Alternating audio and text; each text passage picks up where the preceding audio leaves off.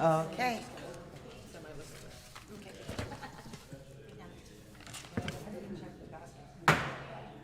I'd like to call to order the Avalon City Council meeting of September 13th. If it could please stand for the Pledge of Allegiance. I pledge allegiance to the flag of the United States of America and to the republic for which it stands, one nation, under God, indivisible, with liberty and justice for all. And if we could just please have a couple moments of silence for Ed Jordan. He passed away at the age of 97.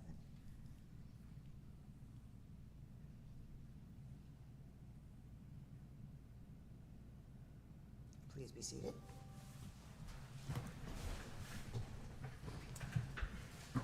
And if we could have the roll call, please. Councilmember De La Rosa? Here. Councilmember Lavelle? Here. Councilmember Schickling? Here. Mayor Pro Tem Ponce? Here. Mayor Marshall? Here. And are there any announcements or written communications? None? No, there are no announcements. Okay, city manager report? Thank you, Mayor. Just briefly, I wanted to, I know it's a special council meeting, but I did want to just comment on the weather event that we had over the weekend and really address the outstanding work by a number of departments. And I'd like to thank and recognize the Harbor Patrol Department, Harbor Maintenance, Public Works, the Fire Department, the Sheriff's Office.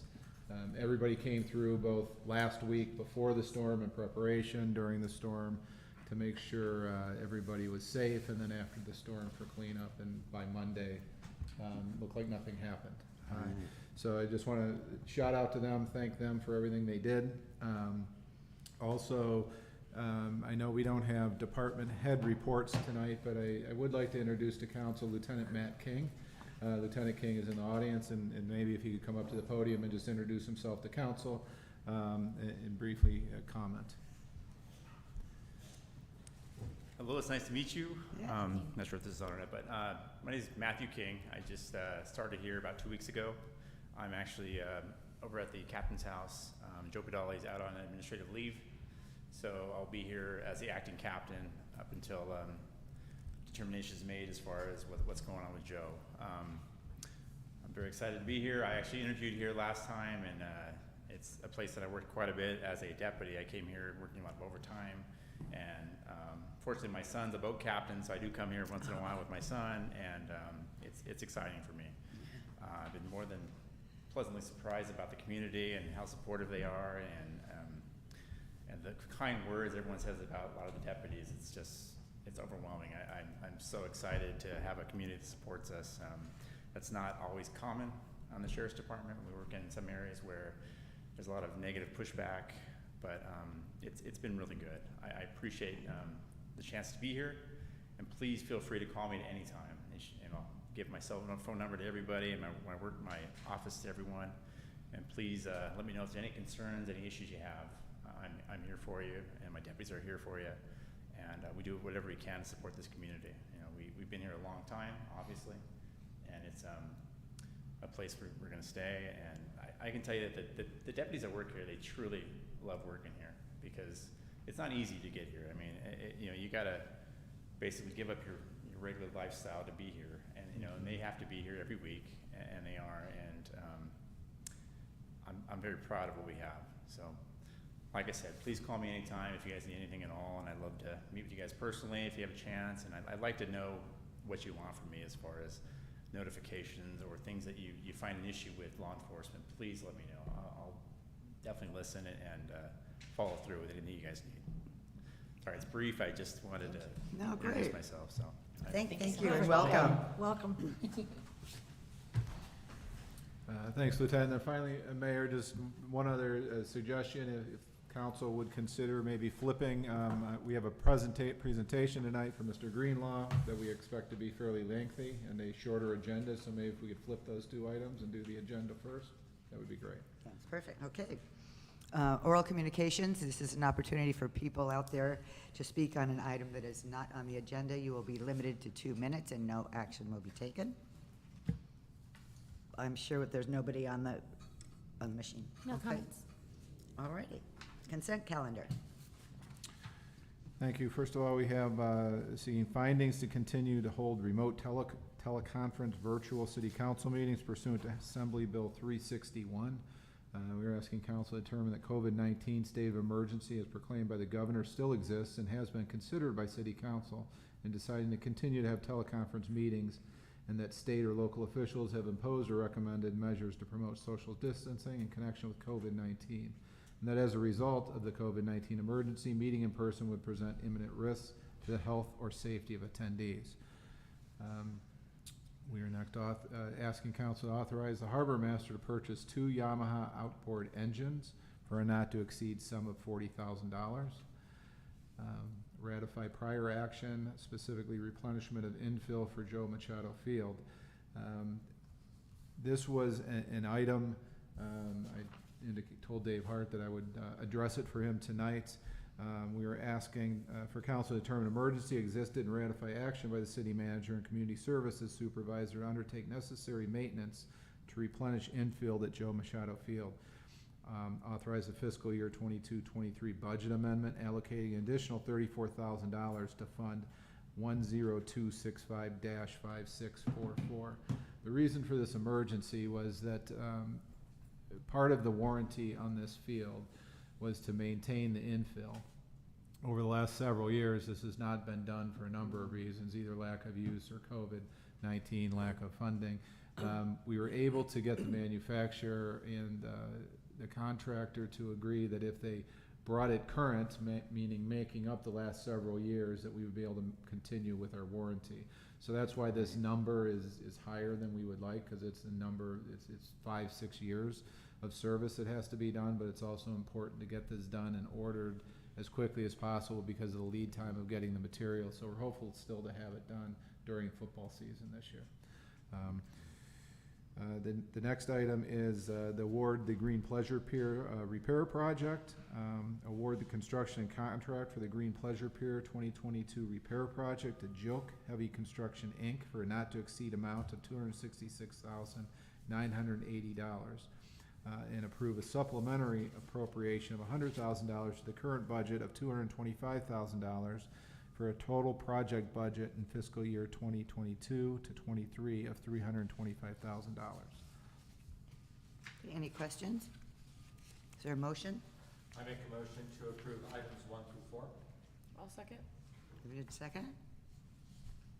And call for the vote. Councilmember De La Rosa? Aye. Councilmember Lavelle? Aye. Councilmember Schickling? Aye. Mayor Pro Tem Ponce? Aye.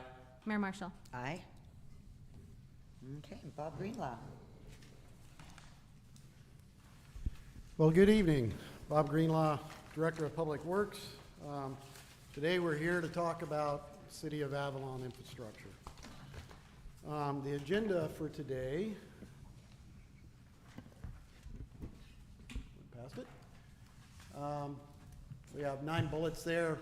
We'll talk about what is a CIP, a capital improvement program, and why do we have a CIP, the city CIP format, the limited funds with lots of wants and needs and how our priorities set, the categories of infrastructure, priority projects that we're working on right now for the current fiscal year, other active projects that are in the current fiscal year, potential projects, and then we'd be looking for discussion and input and next steps. So some of the slides in the CIP may be hard to read, so I have provided you with a hard copy there if we're referring to either the summary sheet or the detail sheets. This is the document that comes out of our budget as part of our budget. So, you know, some of those become very small and not easy to read, especially on your screen there. So you have that in front of you, that hard copy. Yeah, well, wait till we get into some of the slides here. So we can refer that if you have by page number at the bottom if we're talking about it, okay? And then the first 4 bullets in this agenda are general information. So if you have questions about them, ask them as they come up, okay? And then as we get into the last 5 bullets, it becomes into more specific projects. So why don't we wait till the discussion and input section, which is the 8th bullet there, you'll see a slide come up, and then we can go and refer back to, hey, is it a harbor project, and we can get back on that screen. And that way we can move along through this so that we can get out of here at a pretty decent time. So what is a CIP? It's a planning document that defines the program scope and provides funding for major improvements. So as far as in our budget world, improvements that are greater than $5,000 if we went into audit, okay? So that kind of gives you a scale. It's based on plans and studies and requests from city council, staff, or the community.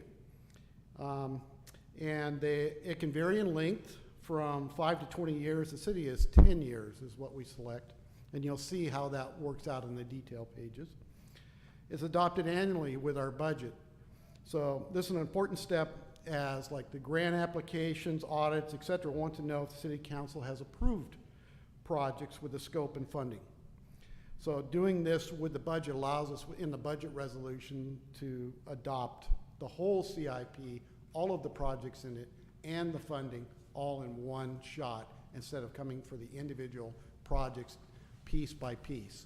And then we can always change those, amend those during the year. Add, deduct, add more money, just like we did with the Green Pier. Okay, so let's go to, okay. Here's plans that stimulate projects to be put into CIP. So examples of that, our general plan on a very high level. It suggests plans that we can start working on. We just finished up the Avalon Active Transportation Plan, and it had like 40-something projects in it. So we can draw projects from that. So I would suggest if we're interested in doing that, go pick 3 or 4 of those to start working on some design, some of the ones that are simple, and then some of the ones that are more complex. Our Avalon Recreation Master Plan that Dan Hunke had completed, okay, that has lots of projects in it also. Our Avalon Sea Level Rise and Climate Change Adaptation Plan, it has lots of projects as we move through the climate change process. And then we actually have a separate CIP that feeds into this for the sewer collection system, the wastewater treatment plant. All of that was studied years back. I think in 2013 that CIP was put together, and it's being revised right now and updated with current pricing. But there's a 20-year, I've showed the 20-year here, but we also have a 10-year version that gives us just that horizon of 10 years. Whereas the 20-year basically looks at all of our sewer, wastewater treatment facilities, all our pumping facilities, and identifies the needs in a very detailed look. So we can, even if you see, like in our annual sewer program, sometimes it's just a chunk of 500,000. It's pulling off of these suggested projects instead of identifying, hey, we're going to put a new grinder in or whatever it is. We just grab, that annual chunk of money and then get to the next highest level of project priority. Okay, so why do we have a CIP? So we have competing wants and needs. We have lack of resources to do it all. So we've got to decide what we're going to do. We want to memorialize and perpetuate the wants and needs. And this is very important because sometimes projects, and you've seen since I've been here, they take a long time, especially when we go through something like COVID. So what keeps that endurance up, to be able to implement and deliver those goals that you have chosen and the community has chosen that they want implemented, and so this is that the plan, even through different personnel, being either city staff or council members, it can provide that endurance and meet those goals through maybe an extended period of time. It identifies the resources and also the lack of those resources. So we've got to make choices. And then it provides focus to efficiently match resources with wants and needs. Okay, So our CIP is part of our budget, and it's located within that document every year. Like this year would be the fiscal year 23 adopted operating capital budget. So if you went to our city webpage and you went into departments, and then you went into finance, and then you scrolled down the page, there would be a link to our budget. And so 24 hours a day, you can find this information, the public can find this information, and then if they scroll down, which I'll show you in a minute, scroll down into the middle of it, they can find the CIP. And those documents stay there and get moved down every year, and so we get a new, fresh one every year. But then, so somebody can look back, what did we approve and how did things change? Because this document is dynamic. It changes over a period of time with the wants and needs. So the CIP is formatted with a summary sheet at the beginning of it. And you can see that after the cover sheet there on your hard copy. And that provides with key project information that both summarizes and directs the user to the detail sheets through hyperlinks.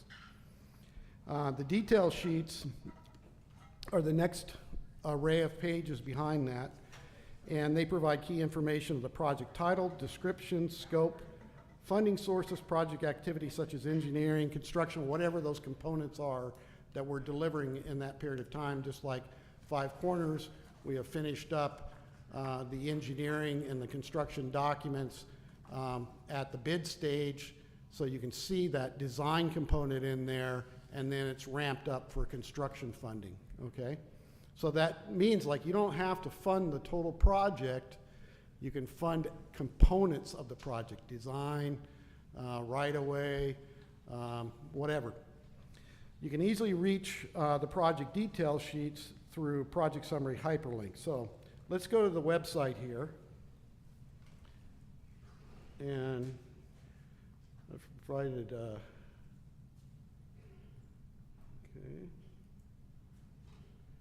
So this is what you'd see 24 hours a day.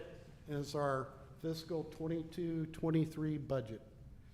And then I want to go to the CIP. That's about halfway through the document.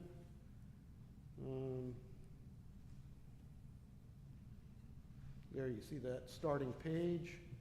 Let me blow this up a little bit. Okay, move it over. Okay, so this is the summary sheet.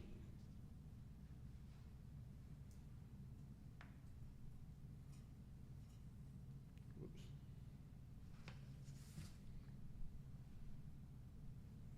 Okay, so you can see it gives the fund number, the page number, the project number, the description, so it gives a lot of vital information. Then it gets down to where we're looking at the budget years and the most immediate budget year.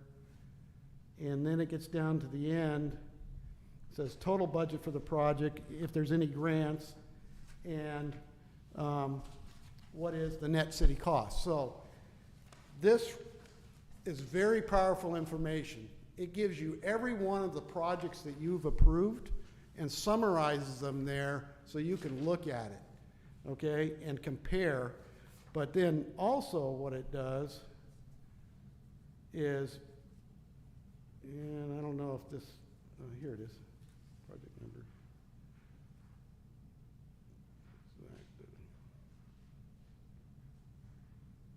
Well, it's going to be fussy here because of the way it's in this PowerPoint. But that project number there, you see the hyperlink under it? What that does is you read down there and it goes and takes you directly to that project detail page. Okay. So now I'm just looking for the name. I'm not flipping through this. It just takes you right there. And now I get down to, this is a very, very powerful page for each of these projects. There's all kinds of info there that we don't have them populated with everything that could make it as robust as possible. And that's what staff is doing right now, is making sure that we're building all of those detailed pages, asking council, asking community, asking staff, is there any additional projects within those plans to start identifying our whole program so that we can see what those competing wants and needs are, all in one focus. They're in this document here. And then, as you see in this detail page, let me go out a little bit, and you can see from a hard copy too. Whoops, went the wrong way. Okay, so now we have all the vital information up there, and there's a project description, and that can be expanded to very big if needed. Project justification, and also if there's any comments, that the reason we're doing the project, whatever, and the form fields in there can get very large, and this can go to multiple pages. So really it should document our path forward with this project. If there's any comments as we make changes, we can add those comments to there. Then you can see that we actually get to whatever the component is, and like if it's construction, well, this, let me get to the latest. Let me get one with construction in it. Okay, so I'm on, you can either see it on that screen there, or I'm on workforce housing, Okay. and that is on page 2 of 57 in your hard copy. And you can see that the project budget has a preliminary design study, a design, construction, so you can see those components now. And so, and you can see that there's certain things, as I move over to the right, is there's columns there, so there's actual. What that does is additive. Every time we spend $1, it gets added in the actual by the time that we calculate that. And then if we move to the next year, it keeps on adding to that actual. So you can see what you've spent over time on that project for those components. Then in the next year, we've already passed through 21, 22. Now we're in 22, 23. Now you can see what we've allocated, budgeted to those components. So we've budgeted $15,000 for a design study, and we've $50,000 for a design, okay? So $65,000 in total for that year. And then you can see in future years what we're proposing for budget. Those, we're not adopting those future dollars, but just for the current fiscal year, okay? So that's how that works. And that's how the 10 years, you can see how we're predicting or forecasting the 10-year spend on that would be. So, and I'm sorry, so then at the, when the housing is finished, it's $5 million. You add those three numbers up, the 1,500, or $1.5 million, 2 million and $1.5 million, right? So it'd be, Yes, okay, so the total project should be $5 million when it's done. and that was the best guess when we put this Right. detail page together, Okay. okay? So those numbers aren't set numbers, right? They're not set numbers, and they could be dynamic. When you approve the current year budget, you're just approving that current year and not the future year. If we came back in and said, you know what, this is going really well and you really do want this, we need to allocate that 1.5 million of that next year, or bring all of those future years. Somehow we ended up with $5 million to spend, and we want to do it now. So we can take those and move them either way. Also, if things are slowing down on a project, it's very easy to budget year to year, because you can move. When you come to the next year and you're working on this project, you go, did I get that right? No, I didn't. I got to put these dollars in this component. Now I can move from year to year, and you can just, basically what you're doing is you're just looking year to year and truing up those numbers. And so this was identified in 2019, and I know that you got water, so is there something in the works to move this along? Yes, and we'll talk about the specifics of that here Okay. soon. Okay. But yeah, we actually have some planning dollars that make up that 65,000 that were from a grant. Perfect. So it's somebody else's money, which even makes it better, right? Right. And that's be the leverage piece that we're talking about. Okay, so I've been through, let me get out of this document now. Okay, go back to, whoops. Okay, so we've gone through this sheet, and then we went through the summary sheet and the detail page. Okay, so let's start talking about the categories. Okay, so we've got public right-of-way improvements, sewer, saltwater, harbor, parks, buildings and other facilities, housing, and equipment replacement. So let's explore those. Okay, so public right-of-way improvements. So streets and alleys, sidewalks, walks and paths, walkways and paths, stairways, storm drainage, hillside property improvements, like Crescent Hillside, where we own the property, guardrails, complete streets, ADA improvements. And there's some other little ones there, but you know, those are the main ones in public right-of-way. Sewer, we have our collection mains, so our piping that's underneath the roadway. Our pumping stations, so Pebbly Beach Road and Catherine pumping stations that pump the sewage. It hits the low point and pumps up to the wastewater treatment plant. Force mains, so from those pumping station, there's actually pressurized pipe. So the pipes become not gravity, they become pressurized because of the pumping stations. And then we have pigging stations, which is a way to clean out the force main. So we actually send what is an object down that's called a pig that goes and helps clean out, keep the pipe clean. Wastewater treatment plant, which is, you know, a big facility with lots of moving pieces. Odor control, so odor control, which could be at the pumping stations and all the way through the plant, you know, at wherever we're applying that. Backup power, so we have backup power at every one of those facilities, at Catherine, at Pebbly Beach Road, at the wastewater treatment plant. Reclaimed water alternative, we're working on a reclaimed water alternative with our study with DWR. And also there's private facilities, so there's private sewer mains. An example of that would be the main that comes from Hamilton Cove, down by the Island Company owning that, and then also the pumping facility that's owned by Hamilton Cove. But they're under the city's wastewater permit. So we still have jurisdiction even though that they're private. So we need to watch carefully over those. Saltwater, we got saltwater intake out into the harbor that we did a repair on last year. We have booster stations. We have the main booster station there at the elbow. We have also booster stations at let's see, Hill Street, and then also at there at the near the old reservoir there at Country Club.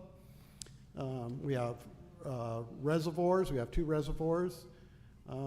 Distribution mains and valves, fire hydrants, and then also again the reclaimed water alternative that could feed, you know, in replacement of our salt water system.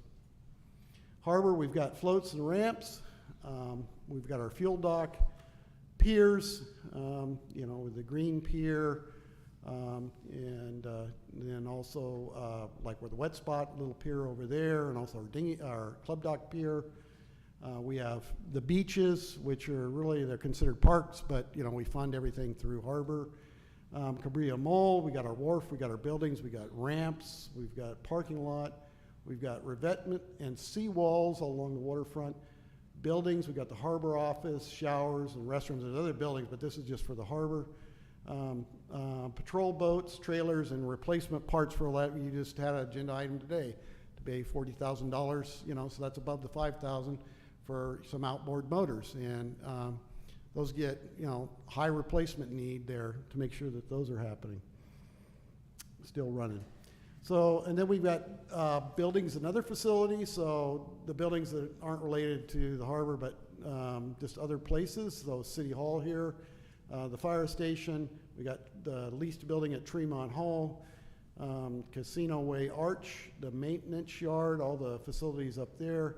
Cemetery and mortuary building, the yacht club, tuna club, which are leased out, but we do still own them when we have, you know, Buena Vista Point up there which is where one of our reservoirs are, but it has other land that people use, and there's public access to that.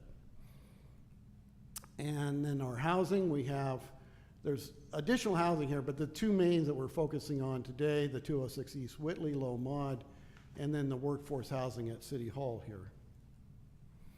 And then we got our equipment replacement, which fire vehicles, and in this budget, we definitely were focusing on getting dollars in those replacement so that we can replace that in reality, not just kicking the can down the road. We're making sure that we can get this done. We have harbor vessels, and operation and maintenance vehicles and equipment. So that's everything else that, public works, harbor maintenance, wastewater treatment plant, wherever, all those facilities that we need to make sure that they have equipment and vehicles. And so we have limited funds with lots of wants and needs. So how are our priorities set? So these four things should be considered. You got your safety and your risk considerations. Okay, so if something's not safe, it's going to come up to the top, and we want to make sure that our community is safe. And if something becomes higher risk, so it's out there where everybody's around it, and it could cause, a problem, it would come to the top versus something way out back, hardly anybody's around it, maybe it's not as needed as a project. Funding leverage, so that comes down for grants or revenue streams that are dedicated, that are some of our enterprise funds that provide that leverage so that we can use those revenue streams either through grants or through those other funds to make sure that we can deliver the project, and it's usually not those early components that really slow down a project. It's that construction, which you found out with Mole Phase 1. Some of those numbers get scary, then when we're starting to burn through, payments of $300,000, $400,000, $500,000 in a month. We got to make sure that we have that cash flow there. So sometimes that's why we even have to slow down a project. And Mole Phase 2 is a great example of that. That funding that we have now has been built over many, many years by Audra McDonald, just staying after it and getting grant funds. There's more additional coming. There's also a revenue stream that you've dedicated to those harbor projects, so all of those are important, to show you how that leverage can make a project get juiced, to get it forward with construction. City council, city staff, and community input. We expect all of those to be major players in putting our capital project together, capital program together. And then the logical progression of phase projects. Sometimes it just gets down to everything's equal, but we need to get this phase done so that we can get whatever that goal that we're trying to deliver in a future phase. So that sometimes is just, that's the bottom line that helps us decide what project to do. Okay, now let's go to priority projects. And was there any questions from those first four bullets that we went through? Nicely done. Okay, because now we're going to get down to some of the details here, okay, for these priority projects in fiscal year 22-23. I would just like to say it would have been nice to have these on paper, because as we get through them, and then if we're going to go back and ask questions, the presentation, it would have been nice to be able to, I could write a little note on something, because as it is now, you're going to have to keep going back and forth and back and forth. Well, it's easy for me to flip through as you just say, I've got a question on harbor projects it's just gonna, or housing projects. just gonna take so my just keep notes. that category in mind, more Okay. so than the particular project. Just write that. We can go back to this because each one of these categories right here of priority projects, like you'll see here, like now I go to public right away. Right. So everything for harbor is on that one page. It's a priority project. Those are ones that right now we're focused on. That's what we're telling you we're focused on. If you want to change that focus, that's what this process is about, It's just harder for us to, Yeah, I'm reading this and I'm going to go, okay, if I want to ask a question later about the shower re-roof, whatever. Because I'm assuming there's not enough money to do all of these projects, so So your priority versus maybe our priority might be part of the discussion on some of these issues, like Yes. some of these. Okay. Okay. So, and any way that you want the information tonight, I'll facilitate that, okay? So if it seems like it's bogging down too much, maybe we'll just keep moving, but otherwise, ask questions. Yeah. Okay, so we got Cabrillo Mole Phase 2, you know, that is you've already seen that presentation of what we've put together for the building, the site, the changes in the way that transportation and baggage is going to be handled. So we're intending to be out within about 60 days with an RFP for the design build. We do have a current cost estimate, and so right now staff is exploring the funding gap and the phasing and staging if that funding gap is not fulfilled, but there has been some discussions even with the ability to loan or bond funds, so that we want to bring that forward as a complete package so you can make a decision on here it is if we want the whole thing, or here it is we want to phase. But you know, all of those are possible if we have a revenue stream. We do have a revenue stream. It's just, you know, how much that we want to pay over the amount that we would take out of the harbor fund over a period of time. And I guess my question, and it always has been, what about private dollars to help, the partnership on with private dollars? Yes, and we are exploring, you know, private partnership, but if nothing else, how do we get delivered right now? You know, and especially if there's an open second floor, and there's tenant improvements and what they can contribute to the project. Okay. If we're interested, if that does get selected to go forward. Okay, and Catalina Express, for example, there's no reason for them to we're basically building that for them. And is there any buy-in by them on this other than to say what they feel they need out there? What's their buy-in? If that's, we got to explore that with them. Right now, our package has our funding that is the 10 million plus. It has the packet where we just applied for another 5 million. This is last week. That it sounds like we would hear soon on that. It sounds like we have a continuing revenue stream that that we have been receiving with the ferry boat funds. Is that, you know, and that's not an absolute, but at least when you talk to Metro or FTA, that there is some certainty, you know, for a period of time of that program continuing, and that it has been a good program to fund us, thinking about the $600,000 range a year, you know, so, and then we also have the wharfage that you've dedicated. It sunsets in 2025, you know, Yeah. so, but depending on whatever our package is, you know, things can be continued on. So there is a leveraged funding stream. It really just depends that balance of what we show you. You can get this for this amount of dollars. If you don't want that, just don't build certain elements of here, and we only get down to this, and we can, you know, so. Okay. Yeah, that's where we're at right now as we go into this next 60 days, and to be in front of you and say, we want to go out for our RFP for design build.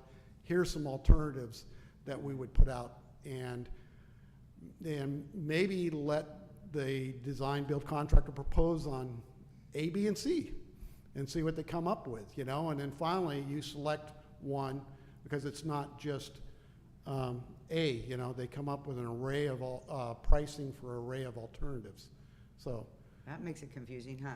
So you're gonna basically show them, this is what our design looks like. this is the minimum, And this how- is the minimum. And how that you're we gonna can- build that, and if they say, okay, but we can bring in prefabs and make them look pretty and not do stick build or whatever, I mean, you could come up with anything, right? So we're going to tell them a performance spec of what we want the building to look like and the materials that we're suggesting. We're Okay. looking for the best, most efficient design, the best long-term, low-maintenance building. Okay. But think about something that we minimally can afford, but it probably doesn't but it could meet all the functions that we need, but it's not exactly what we've planned Right. goal-wise for there to be the robust transportation facility. Right. And then there could be an alternate A, B, and C. So there's a base that they would say, yep, we can deliver your transit, you know, your facility, but here with an incremental this much money and, you know, and you just keep on doing, just like it's no different than the adults that I've asked for in projects before. You've seen me where I say, this is the base bid, and then we just did it with the Green Pier. We actually had the base bid for the Green Pier work, and then we had the inspection contract was the adult.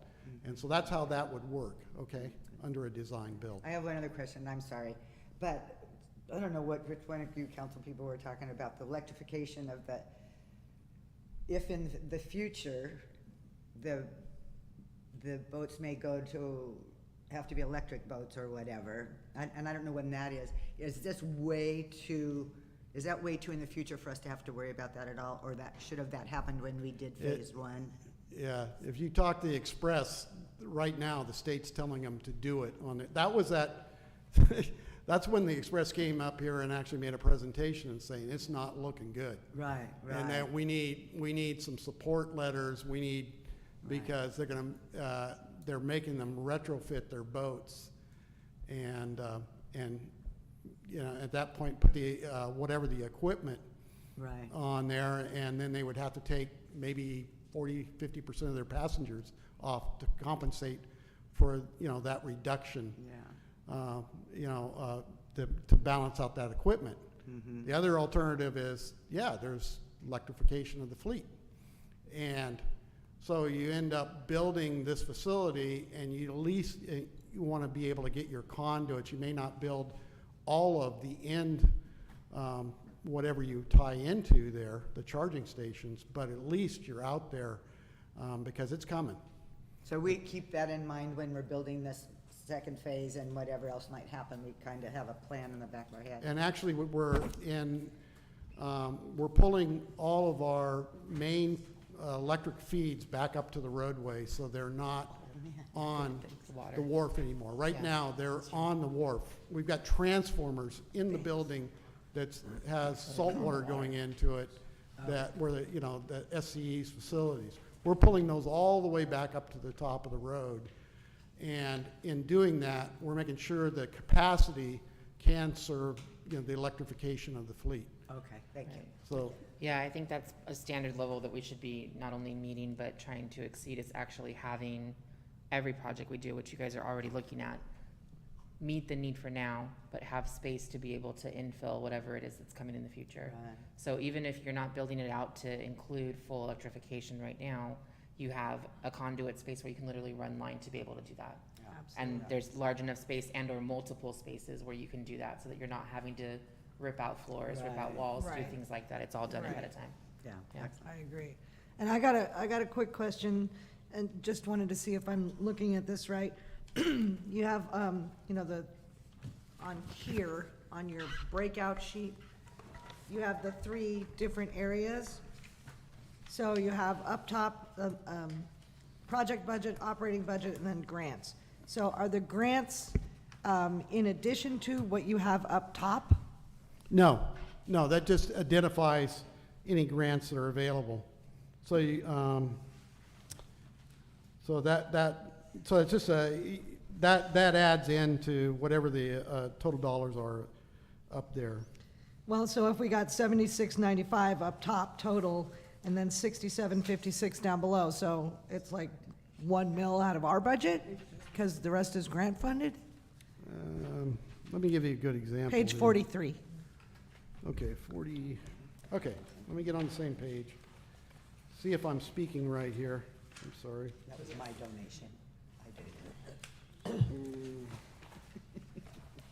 Andy's just out here doling out money. Next year, it's your turn. We noticed there's a $90,000 donation on the Mole Phase 2 project, and I was curious what that was, and Annie said, yeah, that was all her. I'm totally kidding, but I guess next year's, I'm up. If those lottery tickets come through. Right, scratch your second chance. you go by me, you can contact the Lavelle. But that's in the pink, so that means Transportation it's already spent. Thanks. What's that? That's in the pink part. so Question it's on already the spent. donation was brought up. We Yeah. did receive donations from some of our partners to help with the design costs, the architectural design costs for the mall. Awesome. So between, and I apologize if I'm leaving off anyone, as the Island Company, the Express, and the Newport Flyer, I believe were the three companies that did contribute Nice. to that Yeah, additional design work. Oh, cool. Well, we should send him a thank you. absolutely.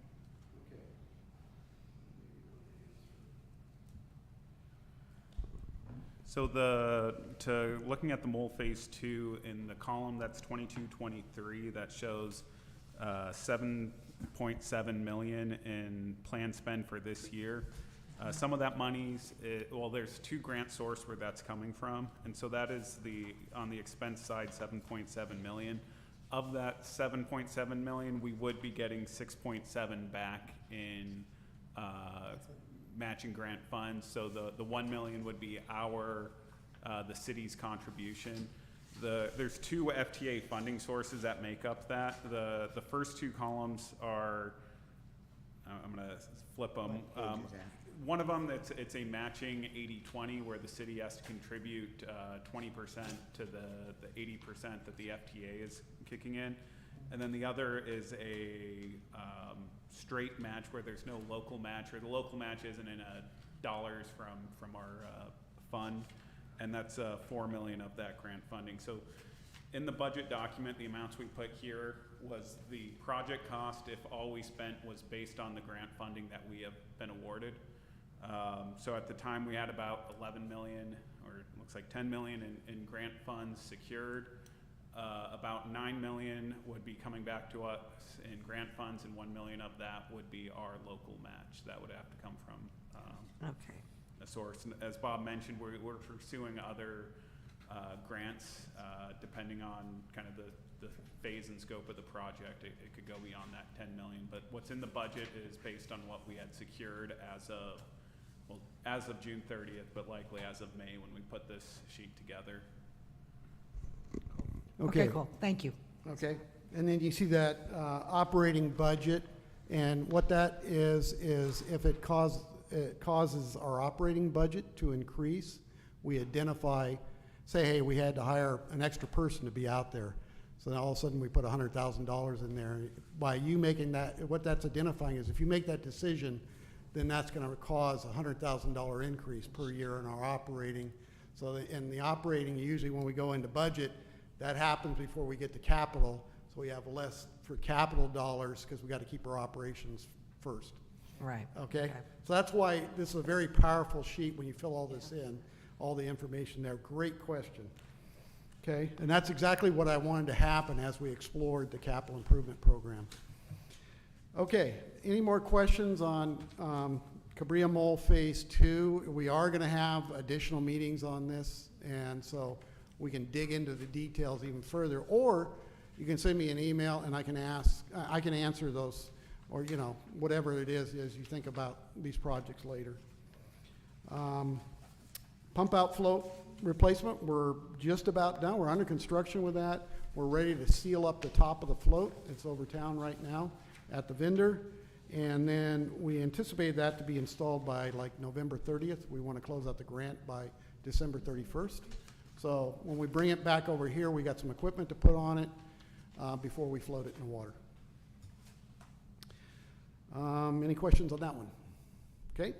The fuel dock. So during the design process for the cafe, it was found that the structure was insufficient for seismic and wave forces as we would put that additional structure on there. So we've had a design team on that, and I just had a conference call about 2 days ago about an alternative to retrofit it for the seismic forces at least. And it looks like a good alternative that interfaces with our fuel tank replacement project, because what it is going to basically take some steel outside the perimeter of the deck and make sure that we have good fasteners at all those connections, improve those. And then we take that steel into where we're going to remove the tanks, and we would pour some additional concrete in lieu of other fill for that. And what that does is it makes it so that it won't laterally move during a seismic event or a wave event. So, you know, it seems like a very possible, maybe not truly low cost, but not, you know, where it just makes it so that the fuel dock's unusable anymore. Okay? So those things are coming at us. More to come on that. The But fuel.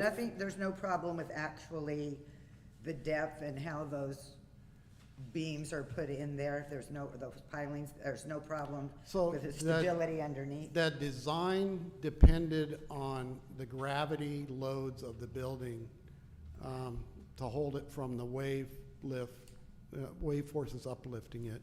Okay. And that was designed before 2015. Codes have changed. Going through the documents, it seemed like it was pretty difficult at that point, at least from some of the opinions. There was lots of different opinions from professionals of when Sugarloaf was demoed for the casino, they took all the rock from Sugarloaf and dumped it right in the area of the fuel dock. So it's like 9 feet thick of just rock, and then it's filled in with all the seafloor sediments over time. So imagine going in there and trying to drill that with a I see. pile. Yeah. And so I think that that's probably why we came up with that design. Yeah. Because it would have been, we were already fighting, I think, $1 million shortfall when we had the other alternative. And I think that, you know, I'm outside of that. I'm reading the documents, but you know, I think that's what happened. And so now we're at where we're at, and we look at our goal, our intended use out there. We need to have a fuel facility. It'd be nice to have a cafe. Does that cafe need to be a permanent building, or it can be something more, you know? So I think what it says that seismically, I think we can take care of it, because we can't tell you when a seismic event's going to happen. It just happens. We just showed you we can look at a wave force event, and we know exactly Right. what to do. And to protect life and property, we pull back. So that means operationally you may do something different. So that may make an impact of what we do with the other facilities that are planned to be built out there, okay? So that's what we're exploring now. So it's not like it's all bad news. It's just like we've had to pivot on it to make sure that we can do this. And so then we have the fuel float ramp lift. So that's similar to what we have on the dinghy dock there. So on the fuel float, make sure that we can get the ramp lifted up during these storm events so that we don't have to take it off. That's what we had to do this last time around. So there's some more construction there. And then the fuel tank project, which is the above ground tank that will be along Casino Way in the planter and camouflage and hidden with landscape and some other artistic stuff that our landscape architect would put together, and then remove the tanks, and all of that has to happen before this next June, okay? Actually before next May, because we don't want it to impact the fuel sales there. Any questions on any of that? Okay, moving on, Green Pier rehabilitation. So we awarded the first project here tonight. Our plan is to have a 5-year long-term maintenance plan. We are well along the way to having our permits being reviewed by the agency for that long-term plan. We'll see how all that works out, but our intent is to get a 5-year plan with the resource agency. So the permits, we would have our on-call engineering do any of the engineering under that 5-year plan, and we would also look to have a contractor on board for a 5-year term. So anytime that we come up with an incremental amount of money and we have that set of priorities, the next set of priorities, say there's 40 piles to do, when's the next 10, when we have that money that we're not going out spending money to get permitting, engineering, we're just stepping right in and awarding the next project, calling resource agency, say we're in year 2 or 3, and we're gonna start work at this time. So that's what our vision is on that. The restroom fixture and tile rehabilitation at the Green Pier. So some of our fixtures are old or mismatched. We want to make sure that they all look the same. They're all working. The tile on the floor, because of the Green Pier being wood, it's not isolated. We need to do something so that we get that taken care of. There's also some tile that's loose. There are some of the partitions that we need to upgrade in the bathrooms so that we have some privacy, and that the ADA stalls are compatible for ADA. And then the harbor office, we need a new roof, and we also, you can see how faded the paint is. So that's a focus this year. And then the shower, just similar to what we did at the Casino Way restrooms, our own crews would do the shower roof. And that one is a little more simpler than the Casino Way restroom. Doesn't have any special flashing. Most of it's like a rolled roofing, and then, but at the edges, it will have that same tile that we put on the Casino Way restroom to keep it dressed up. Bob, for the Green Pier restrooms, I know I mentioned it before, but can we please get changing stations for both the men and the women's restrooms? Yes, it should be That done would for already. Any restroom here on the island. Yeah. Are there? Oh, I'll Ah, have to talk to Sebastian about that one. so those are dual duty, the ADA stalls, because they have Yeah. some extra room in there. Thank you. And they're not always used, so, you know, it's good double use. The Avalon Way, double duty. Yeah, double duty. Okay. Any other questions on the harbor projects? Good? Okay, good for now. Okay, public right-of-way improvements. So we have patching, paving, roadway markings, curb painting. A lot of this is done on our own maintenance, but a lot of it's major. It's above $5,000. You see, though, there's little projects or annual allotments, and that's the way we get those things done. Patching and paving, you've seen recently we've tried to increase the patching on the alleys. We do have a contractor that I've met with a couple times here that we will have a project this fall here for paving and patching, so that we can get some of the stuff that we've had with utility, you know, death by 1,000 cuts. You know, we're all, you know, between us, SCE, and mainly, you know, we're out there cutting the road because our water, you know, and so we need to get those things back up to where they should be with hot mix. There's also, at the trailhead, we have a deposit from the trailhead to finish the paving around the trailhead. We have a deposit from Zane Gray to do the same thing where they put the new sewer line. So you can see that we've got incremental pieces here to get done. Crack seal and seal coat. So usually you crack seal and seal coat on a 7-year cycle, you know, and maybe where you're getting a little more traffic, but we're getting some UV. UV is you know, more detrimental to our roadways than just loading, because we don't have a lot of heavy loads on our roads. But once we get those patching done, we want to get the cracks in the road crack sealed, and we want to let that sit for a little while before we put the seal coat on. So the seal coat would be more toward the springtime activities. But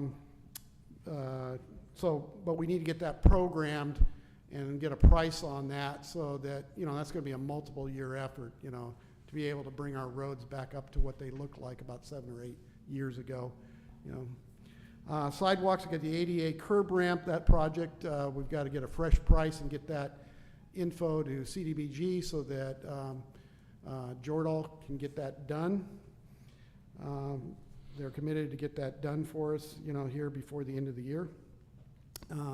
5-corner pedestrian project. So we went out to bid, and the bid environment was terrible at that point in time. And so we only received one bid, and it was very high price. So we have put in for additional funds with the last cycle, the ATP program.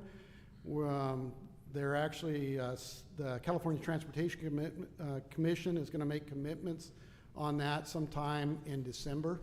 So, you know, we've got that time frame before we know if we had some other funds coming. And if we did get that and we're fully funded on that, that would complete the project. So that's what has us hanging a little bit on the complete project, but we also have Metro asking us, when are you gonna get this done? And so, I'm thinking that we're gonna need to phase at least a piece of the pedestrian improvements with one piece of it, you know, whether that's some sidewalks on one side or the other, but also down here on Avalon Canyon, but not to be detrimental to the utility upgrades at the same time that we want to get, because we were going to do major utility upgrades that we worked with SCE on, with AT&T, and with also Catalina Broadband, to make sure that we were getting all of our facilities that are going through there, and they're all old or under capacity, you know, for both fresh water, for gas, for also our broadband. You know, AT&T was saying they were gonna run fiber all the way through the intersection. So we don't want to discount not having that done and be short-sighted, because that is a major intersection that everybody passes through every day. And we want to make sure that we get all the utilities upgraded. Also, additionally, what is part of that project was that additional carve-out here for workforce housing. And that's how we were going to get the grading done to create that parcel. And that parcel is very valuable. And that parcel is paid off, you know, once we get those improvements. So it would have all the utilities in.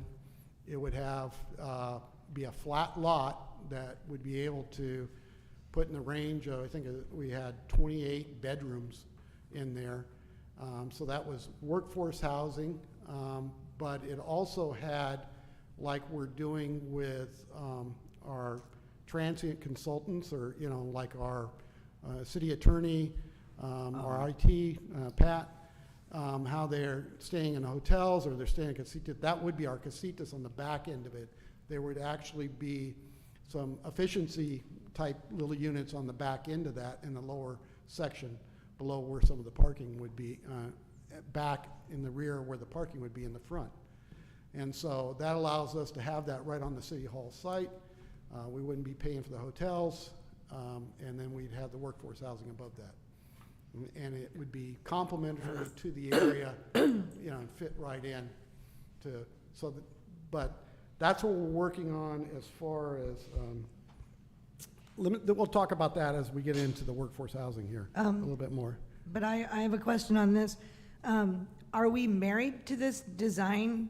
Do we have to do all the roundabouts and all that kind of stuff? I mean, if the bid was super, super high, but I don't know what the language was in the grant, but can we just basically just do the utility upgrade infrastructure stuff and not do all the roundabouts, and, you know, maybe better sidewalk there or something like that? But so the grade of the roadway and just how the traffic it works, I guess, for Avalon, but that almost 10% cross slope is not a good thing to have in an intersection, and, you know, so it's risk and safety. Thinking that maybe half the people traveling through there is their first time traveling through that intersection every day, and we haven't had a fatal yet, or we haven't had a major accident yet, but the potential is there, and, you know, that's what our studies show. And then how we're building complete streets. So that intersection, besides, you know, in an alternative to all the stop signs that are there, it's begging for 2 roundabouts. And that was what our analysis is. And so what I would suggest is go take a look at our proposal and all the info that we built over time, and I can sit down with you on that and show you. I watched all the meetings on that. Yeah. I just have never been a big fan of this whole thing. But, you know, grading and I think, I think when you get, so, you know, I know I'm new, but, you know. some of the costs when you go down Tremont, you go, hey, that's bread and butter sidewalk, roadway, and the fire chief is saying, I need this much roadway, and it's separating up all the modes, okay? And then potentially whatever happens to Las Casitas and this whole area, potentially it could develop other workforce housing, could be park, you know, all of those things. It's in a floodplain, that piece of it, as we move on from Descanso that way. So there's not a lot of housing that could be built that way, but there is park availability. But as you get up to the top half, yes, there is the ability for workforce housing, and Right. at least there's been discussion at times with the Island Company talking about building workforce housing too, you know, and I think Right. they have a water allocation for that. Okay, so there would be two different sites of workforce housing. There'd be the city-owned and then the Island Company-owned, and for different uses. But they would all supply, you know, low-cost workforce housing, you know, so that's a goal. Yeah, yeah, Um, I got it. Are you guys so- fans of the roundabout? I like the roundabouts, and the only reason why is because we went out the day that they did the test for it, and it was interesting watching non-residents pull into the intersection and know exactly what to do, because they're used to roundabouts. They know how to access them, they know how to enter them, they know how to, people are used to driving them, especially if they're from anywhere in, you know, Newport up through maybe San Pedro even. They're used to seeing those in neighborhoods. It's what they've put in a lot of places now. Right. So it was fascinating watching rental golf carts have no problem navigating, oh, I go this way and then I go that way, no big deal. Residents, it was really fascinating watching, because they were like, what do you mean I just don't drive through the middle of this road right now anymore? What happens? I think there would be some time adjustment for residents to get used to it, but I also think it could actually help kids that are learning how to drive understand how to use roundabouts when they get over town.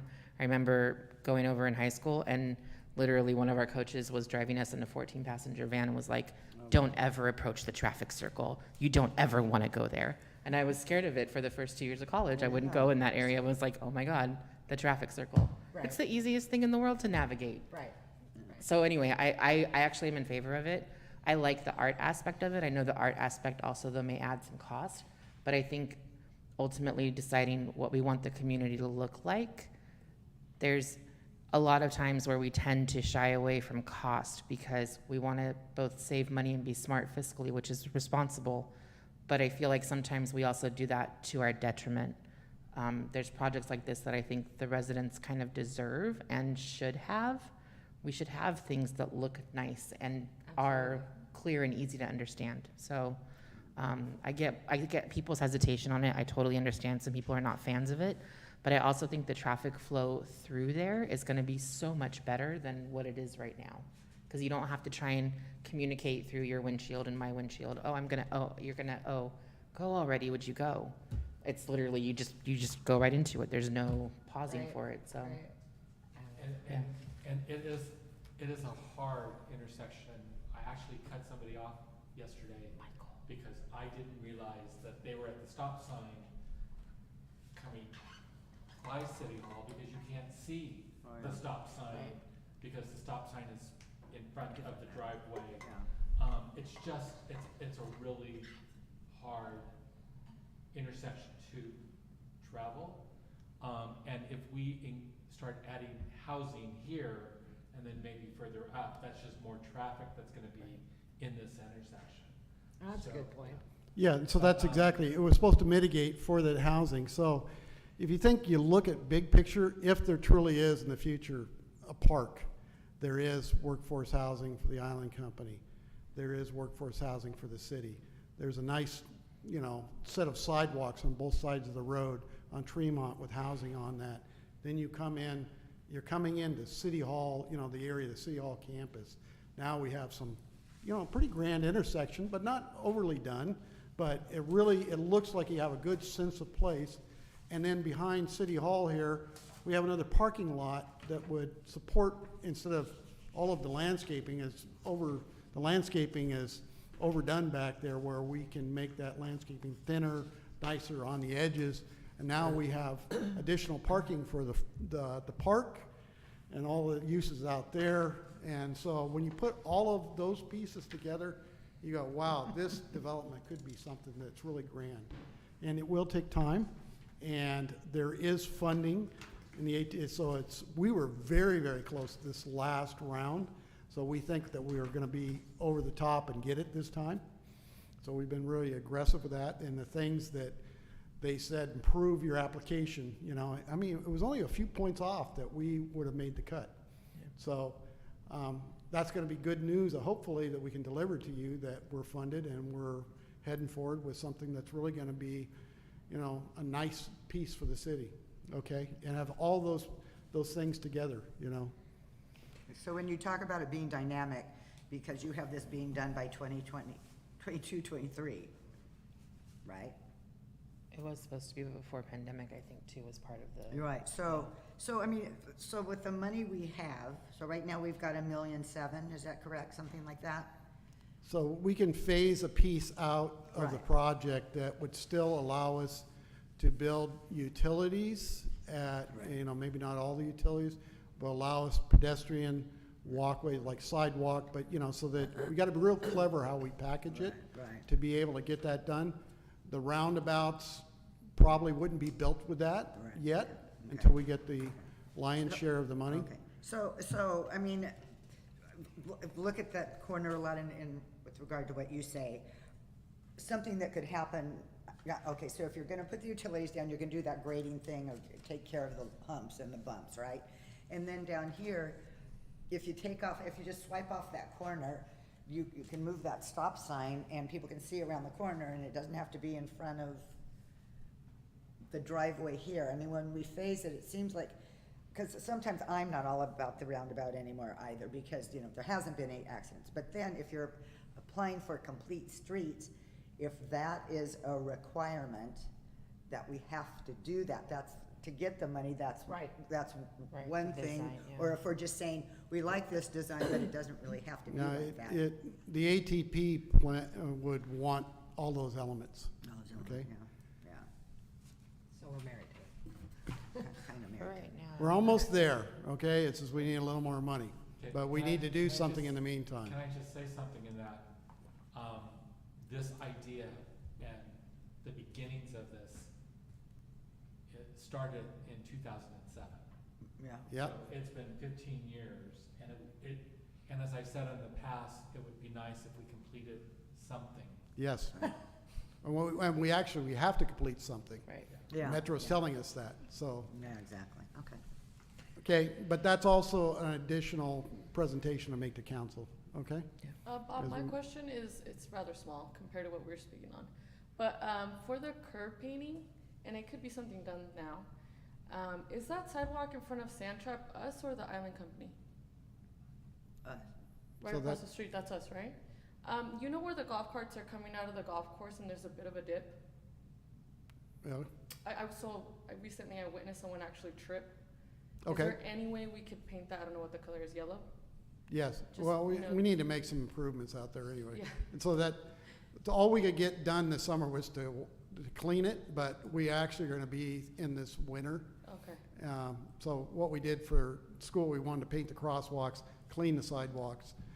But yeah, those trip and falls that we need to get taken care of, Okay, awesome. okay? And then just a question on paving and patching. Do we need to look at changing either the code or fees for, I know that the goal ultimately is to go to more undergrounding with utilities.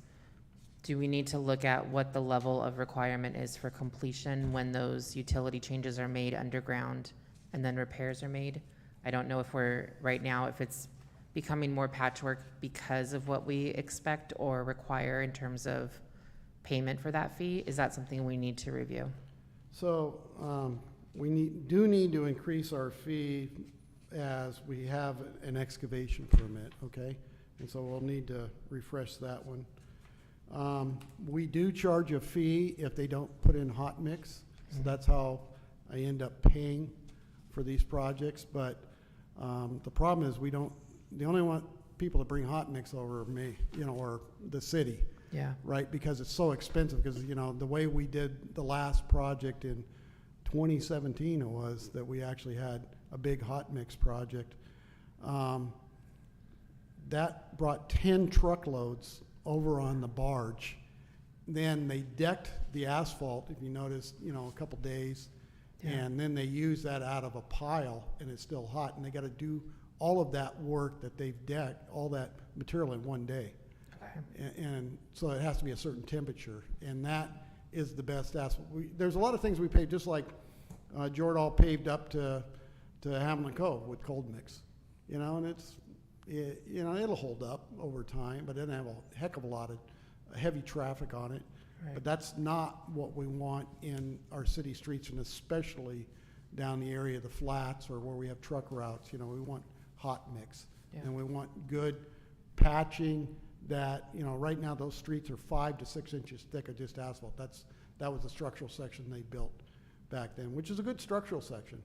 But, you know, when the way that we're patching up, both us and SCE, when we're patching, basically we'll pour slurry concrete up to about 2 inches, 3 inches from the top, and then we put cold mix because we know it's temporary. Yeah. Then when we go to patch it, we have to dig all the way back down, usually with a grinder or a jackhammer, get back down there and get that full 5 inches back in there. Yeah. And that happens with the hot mix. And so, you know, yeah, I don't want to run a hot mix project on the sea, but that's what we're stuck with. That's the reality of the island. Right. So, but we need payment for that, and we need a fund that goes into so that we're building up to patch those roads, and it's not just upon the city, and Right. the city's funds, because we don't get a lot of gas tax. No. Right. Well, and that's the other question too, is should we be trying to change what the rules are on that to be able to get additional gas tax fees and funds to be able to fund that, and or highway funds? So that we're is- actually able to pay for paving that, which we're not doing right now, So- right? Staff, we've talked about that a bunch, is Can like, is there I'll talk to something people. within our transportation permits or Yeah. vehicle permits, just like you do wharfage, is there something that we can, you know, so that we see what our seal coat list is, we know what we gotta do every set, how do we build up to that level? Right. And it's being paid for either with the gas tax increment or the vehicle permit increment, and we know that that's a continuous revenue source, that we're not taking something out of the general fund Yeah. or some of the other things that we're expecting, that, you know, it's paying for itself. Right.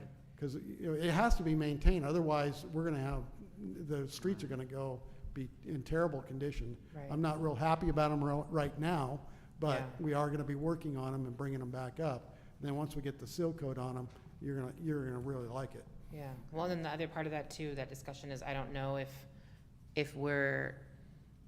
I don't know what the expected maintenance duration would be. Like if you expect the life of that road, once you do the hot mix and have it completely flat and smooth, to be X number of years, if we should be planning up and budgeting the same way for that in the budget to be able to do that, even if we're not receiving other funds, trying to put in additional funds from the general fund to be able to budget for that. I think it's something that, you know, people notice it right away. There's certain avenues and or areas, there's certain, whether it's wells or markers or sewer covers, that tend to be issue areas, especially with storms and heavy vehicle use on the truck route. If we need to be doing, just being more mindful about putting money aside for that. Yes, we Okay. do. If And, we can bring that back, that would be. yeah, and to answer what really would lead us to that planning document for the paving Yeah. is a pavement management plan, which is not hard for this community because there's not a whole lot of miles of roadway. Yeah. I mean, I could probably accomplish that myself with, you all know, your free additional time. staff, and I can get that where we can come up with a dollar amount. Okay, that Yeah, would be awesome. yeah, I'll just put it on my list of things to do, Right. but, you know. Add it to the list. Yeah. No big deal.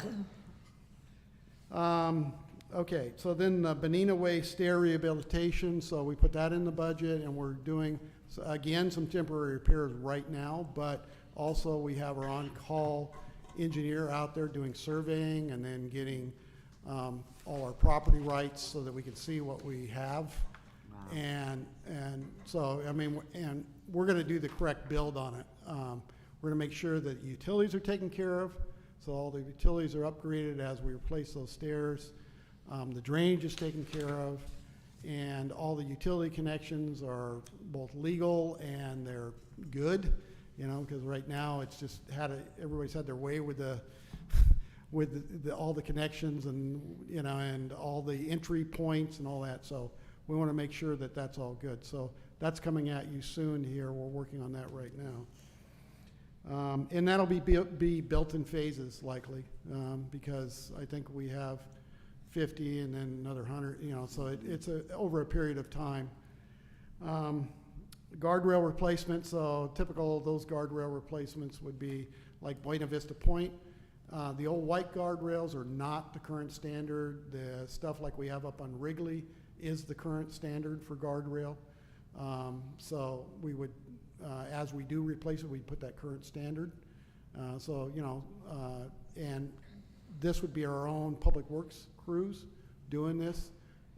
What we do need is an auger to put on our excavator that we bought, and then now we can drill the posts very easily, and then we can put the posts in and put the guardrail on, and our own crew can be maintaining and rehabilitating these areas. So that's a focus too, because we have some. That's our road, Buena Vista Point?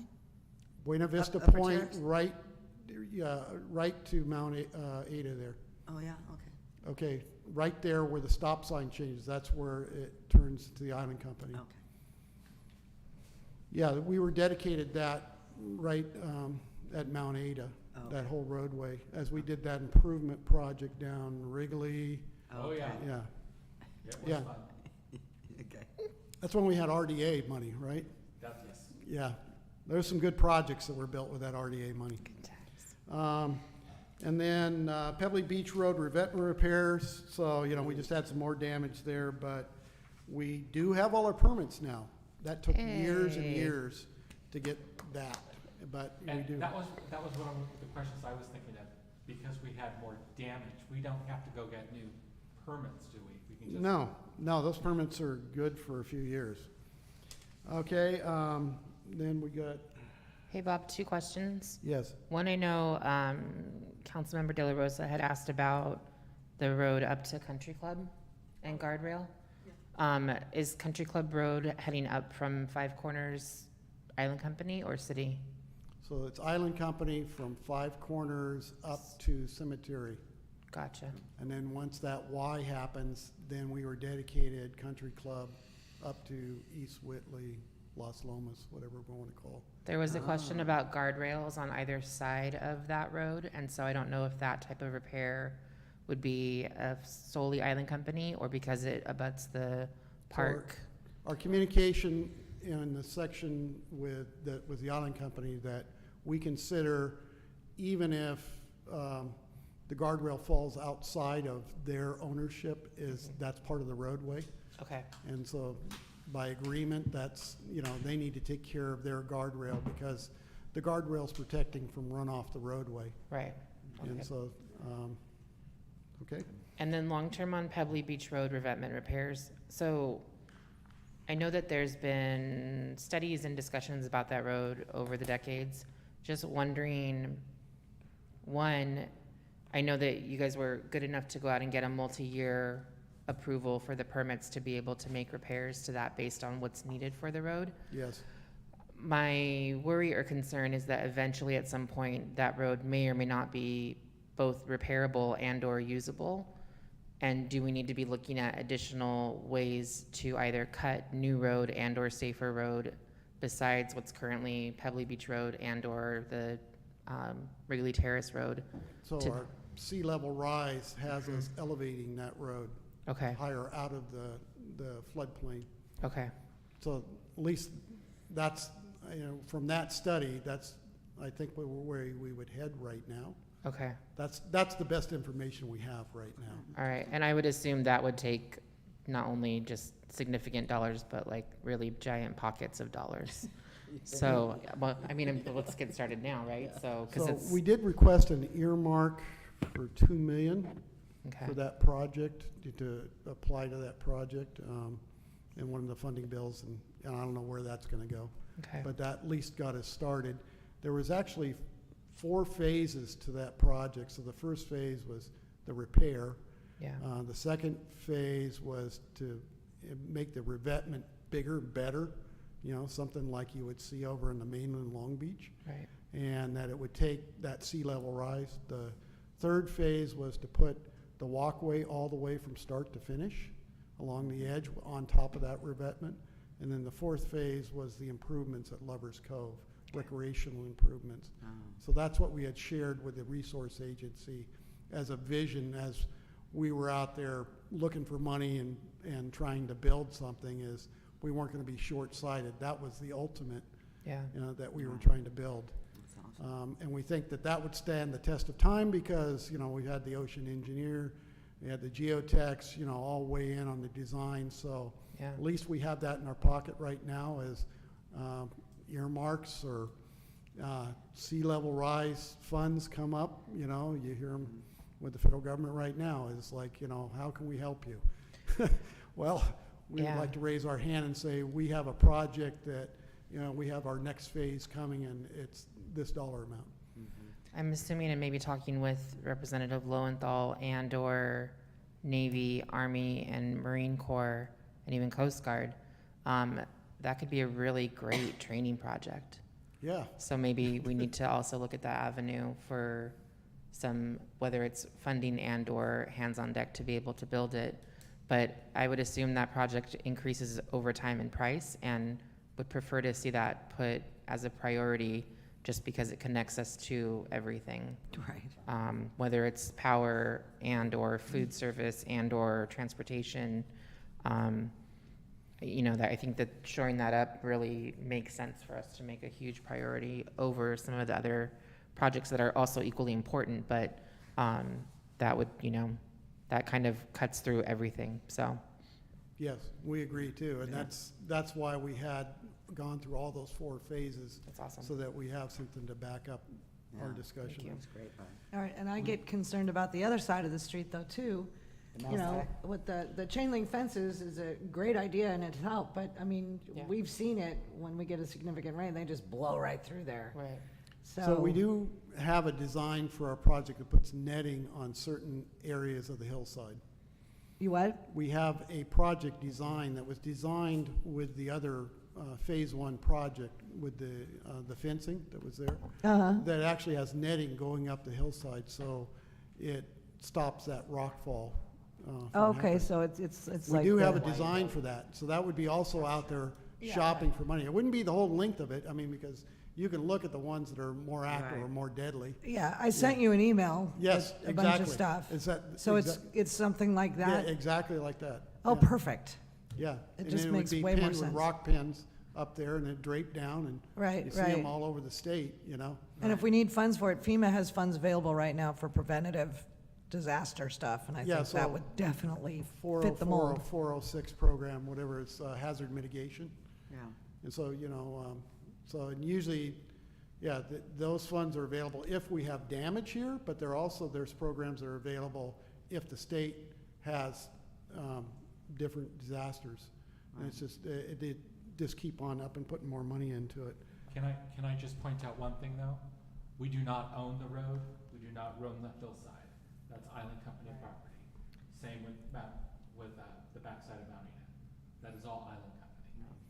But we put up the chain link fence? It's an agreement that we have with the Island Company. Yeah, we have a maintenance And agreement. something I Some pointed out money. when we were able to open up the road again to the public, is that we, the public, are paying to keep that road open. Oh, sneaky. So So- they give us some money for that road. Yeah, so we have a maintenance agreement, and there is a certain dollar amount that they would contribute if we have a contractor involved. Yeah. It's similar to the work we did with Jordal, where we cleaned out behind the K-rails within this last year. So, but they will contribute by agreement. Okay, cool. Okay, so now we're on saltwater. Fire hydrant replacement, so we have saltwater and freshwater hydrants. Our goal is to at least do 2 a year, so there was being none done, and now we're at the point where we're doing 2, and this year we may even get 4 in, so that's good. And we've kind of figured out the fire hydrants, the weak spot in them.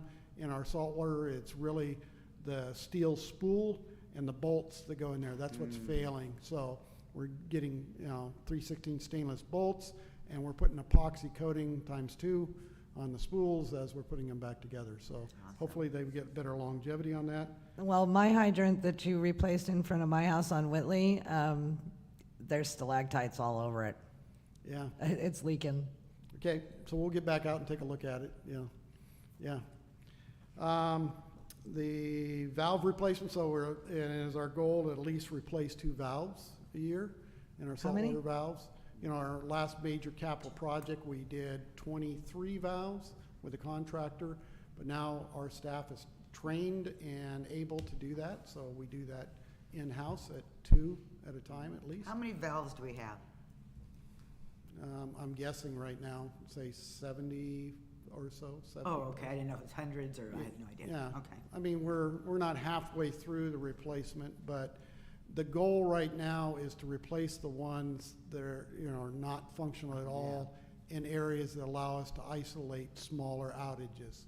Alright. So you may see us more toward the waterfront and the commercial areas, you know, focusing on that so that we don't have to tell a hotel, hey, you're out.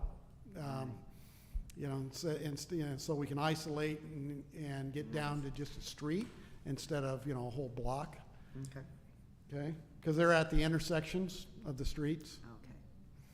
okay. The main booster pump bypass system. So at the pump station at the elbow there where we have the intake that goes up into the system, we want to put a bypass system that allows us to hook up our fire pump that we have so we don't have to go out to the mole and hook up and put the straw down in the water. The same as what we're doing with our Pebbly Beach Road bypass pump. It would have connections right there. We could pull the pump there, safely fence it off, and it could run for weeks, days, whatever, you know. But that allows us so that if something goes, the pumps go down, we have a way to pressurize our system with the salt water, you know, so that's our backup plan. Then booster pump station improvements. So we have at Hill Street, we have some fencing and retaining walls and roof to put over it, and the same thing with our pump station there that's on Country Club and East Whitley there. We want to finish up to make sure that those pump stations are protected from the weather. Okay, so that's salt water. Okay, 6:30. Okay, so housing, we've got 206 East Whitley. Good news is the sewer is connected now and it's ready to receive sewage at the main. So we're backfilling that and repairing the road. The rehabilitation, so of the 4 units that we have all of the plans and specs now in hand. And so we're reviewing those and ready to go out for proposals on that. Okay, so we can advertise for that. And then we have achieved a water allocation for the additional units. And so we need to bring in that proposal to you, see if you want to move forward with that project where we'd add an additional building. There is significant funding in the housing funds that would allow us to do that. So we anticipate doing that soon. Really? We can use it? Oh, because we're assuming that a portion of those will be lower mod? Low mod. Yeah, Just a Yes. portion or all of them? will be all of them. So there's some funding that needs to be low, and then there's the other funding that needs to be low mod, my understanding. And then we can give you the split out on that. When we come in, we'll give you I the was just details. curious, that's fine. Yeah. Then workforce housing at City Hall, so we're back to this. So that was the 28 or so bedrooms. We have achieved a water allocation on that. If we do grade that out, I think that we need to prove to you that the potential for the revenue stream coming in from the rents on that, the leases, would be sufficient to cover if we did go on a debt service on that, to be able to provide that. And So a lot of this is assuming that our employees would be there, and I would imagine at some point, if we didn't need all of those, we might be able to open them up. But are we gonna do some kind of survey with our staff based on their income and see, number one, would they be interested? What their needs are and how much they're willing to pay, do some kind of study like that instead of building it and then going, it's kinda like building the spa and then, but they don't come. so, yeah, I think we can we have done past surveys. We need to freshen that up. Yeah. If something was at even low market, do you think that there would be any vacancies? Well, on the low, but I don't know how low, what our employees are getting paid to what they would So at qualify least for. anecdotally, as I've asked employees, what if you were at low market rents? Would you be there? And they Yeah. absolutely. I know, but do they know what the qualification numbers are to make sure that they do? I mean, I don't want it to be that people don't work then or work less so that they can still have low-income housing. I would rather, Yeah, and so that one wouldn't have any requirements to be low income. It really is, if that's our choice, it could be just workforce housing. no, but we don't, okay, Because it's not gonna be funded by low mod funds. It would be funded by rents of the occupants. right, yeah, And the city would own the building, would have control of that building. right, right. And you would think that if some of those were city employees, you could maybe attract additional people to work here from the mainland, Right. okay? Right. That you could fill some of your positions. But that's not the only piece, is like, you know, can the workforce have a dependable housing? They're not gonna get kicked out Right, by their landlord. The rents are not gonna go up, you know, considerably. with the market, you know, as much, because, you know, as long as the debt service is taken care of, the maintenance is taken care of, it's really how you wanna fund further housing projects through maybe some receipts or Right. something, but, you So know. how, what kind of money do we use to start? So, there is, you know, municipal funds available, you know, out in the market if we're interested in doing that. What do we have that we own? We own that property. No, I know, That but, property could be $1.5, $2 million value, right, right? And right there you have equity, I That's- see, okay, and you have a revenue stream that you can Yeah. predict that would be at such a level that you could fund that debt service. okay. Okay, that's the concept we're rolling Okay, out there. We wouldn't want to, and they would be built modular style, okay? It wouldn't be modular home, but they would be built, you know, where we'd get the foundation done, and then we'd bring in the pieces, and then we'd finish them up with something that looked great, that would be kind of the edge of City Hall, the City Hall Yeah. campus. Like eucalyptus, this one that just came. that- Exactly, That, right there. that is amazing that they brought Yeah. that into two pieces and lifted it in. But have you spoken to them about, it sure wasn't as cheap as they thought? Wow. Yes, And so And I've- there are some, because there are some things out there, do you do you do stick? Or do you do, because a lot of times, so there were some lessons learned along the way. My ears are wide open. Yeah, I've okay. talked to them, and Yeah. also the firm, you know, that Built it. that helped them out there, and Yeah. there's other firms that are out there yeah, that would help us, and we're on a little bigger scale than that. Okay. So I think, you know, economy of scale, you know, as we're building that.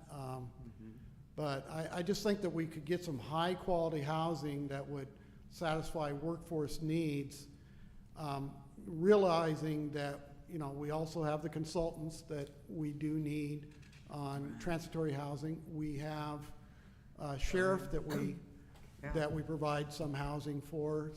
So there's other entities that, you know, Of then we also have our wastewater treatment plant folks that we have trouble getting the right personnel to the island, you know, and so when you start offering, you know, that affordable housing to those entities, right, you know, maybe we would be more stable. That's really what I'm using it. yes. So right. the key Oh, piece with good. that, though, was water. You know, Yeah. we need water and we need housing. Those two things, this community can be so much better when we have that. We have a dependable, diverse water supply. We have dependable, diverse housing that is affordable. You put those two things together, that's what really starts building the community Right. All and the right. people that live here. Yeah, and you know, Triana was all modular too. Look at how beautiful those suckers are. And Yeah, they're- those are beautiful. They prettied them up real nice. Yeah. So, you know, we probably aren't following your format because you talk about questions and answers, but I think doing this along the way is really helpful. Yeah. Instead of trying to go back, I think Yeah. if you don't mind, how we've kind of, I'm- yeah. Okay. Good, as long as we're communicating. Yeah, no, this is good. And- And it's such an education, so the stuff you're teaching us is wonderful. That's great. That's exactly what this is for. Okay. So now we're turn the corner and go to sewer. So Priority project this year, we got grinders in both of the lift station. They're lacking grinders now. And some of the problems that you have in your sewer flow is there's a lot of wipes these days and those kind of things in there, and they get all bundled up, and that's called ragging of it. And so that's what the grinders do, is they mince all that stuff up, you know, and all the details here, but it's essential to keep the plant running good and to keep our pipes flowing. Odor control, and we've been working on the odor control with the chemical side, but now we're going to put another skid facility at Pebbly Beach Road that will do a biological treatment of it, you know, so that will happen. That should satisfy us all the way up the plant. And also for fats, oils, and grease, we're going to put what is called Wet Well Wizard in there, and it keeps it aerated. So you can see these are all little pieces of things that need to be done. Blower and aeration at the wastewater treatment plant, that's to make sure that, you know, all the biological things that are happening at the plant are more efficient, and then that makes better at the back end with the solids coming out and our processing. It makes more efficient processing at the plant, so we're working on those right now. Screw press was in addition another way of handling the solids, you know, getting the solids out into the solids pit. Instead of doing it with a centrifuge, you do it with a lower technology screw press, which uses zero water. Right now we're using a lot of potable water, so that would give us these huge benefits of additional potable water that we can put back into the system that we wouldn't be using at the plant. So, and it's not that expensive an alternative. I'm working, you know, I've got the price right now. It's when to pull the trigger, and it is with this whole array of projects that we're trying to do. The force main evaluation, so as we put these projects in and open up the system, we'll be in the middle of the night, and we actually will open up the pipe, the force main going up the plant, and put a camera in it and see what shape it's in. Paving at the plant, so I think we have enough sewer funds to finish the paving around the outside the plant. It's not in very good shape right now. With all the other improvements that we made up there, that would really make it so that they are more efficient in their operation. And then, of course, again, the reclaimed water study. And we don't have any reclaimed water studies from back in the day or any time? Excuse me? There used to be a reclaimed committee with Morrow and Rock Goslin and all of that. And we don't have any studies sitting on the shelves that would be kind of helpful? Or would Jordan know? think they ever did a- Well, so we got half the funds from DWR to be able to do the reclaim study. okay. Right now, the draft is in front of DWR, and Okay. they're gonna put their comments on it, and then we'd finalize it, and then bring that forward and share that with council and the community, Okay. and say, here is what we see, and then what we anticipate out of that, they'll say, this may work, or if it may not work, your plant needs some retrofit. Right. And here is some grants and loan possibilities to start working down that. And that's our next step. No matter what the outcome is, we need to start working on our plant. And whether it's reclaimed water or whether it's just making us more efficient, you know, Sure. and there's good sewer funds out there from the state and federal government to get that done. That's kind of sexy. isn't There it? was a pair of gentlemen that we talked to last year that were here regarding reclaimed water and looking at even potentially, it sounded better than it probably would end up being. However, I don't know if we need to reconnect with them. The gentleman that came over and we're talking about the Franklin. ability to run the plant in conjunction with, and Yeah. we're impressed with the fact that there already was saltwater land that could be literally converted into reclaimed water line instead. Anyway, the discussion of them operating and/or assuming the majority of the cost Right. was a nice idea. So I don't know what our current role in looking at that, and if there's additional cost, or if it would be similar to what we're already doing now and being able to just convert from saltwater to reclaimed water. But I don't know if that's something we need to just provide that contact info again. I think I still have it on my desk at home, so. Yeah. I know. So these people that want to do demonstrations, you know, it's. Right, it's- how do we determine who is good and who isn't, and Right, if it's valid or exactly. not, and if it's wasteful or not, and Right. Not wanting to waste your guys' time, but being able to also bring forward people who might be able to provide solutions. And there was something that you invite all of these people to come, Yeah. you know, and they all give their spiel, and then we, you know. I mean, it's the RFP process, if anything, that would Right. probably weed that out, but So I think in the next 60 days, we'll finish this study. Yeah. And then if we're interested, we can Go from there. fly that out to other people and say, Okay. here, but at least we'll finish that step and we'll have our study in front of the state and approved, okay? that's That'll give us awesome. some next Thank you. steps. Okay, Bob, I just had one quick comment, I guess, on the odor part. Somebody approached me a couple of weeks ago, and maybe you guys have already addressed this, but they said that the fountain really smelled bad. The Wrigley Fountain.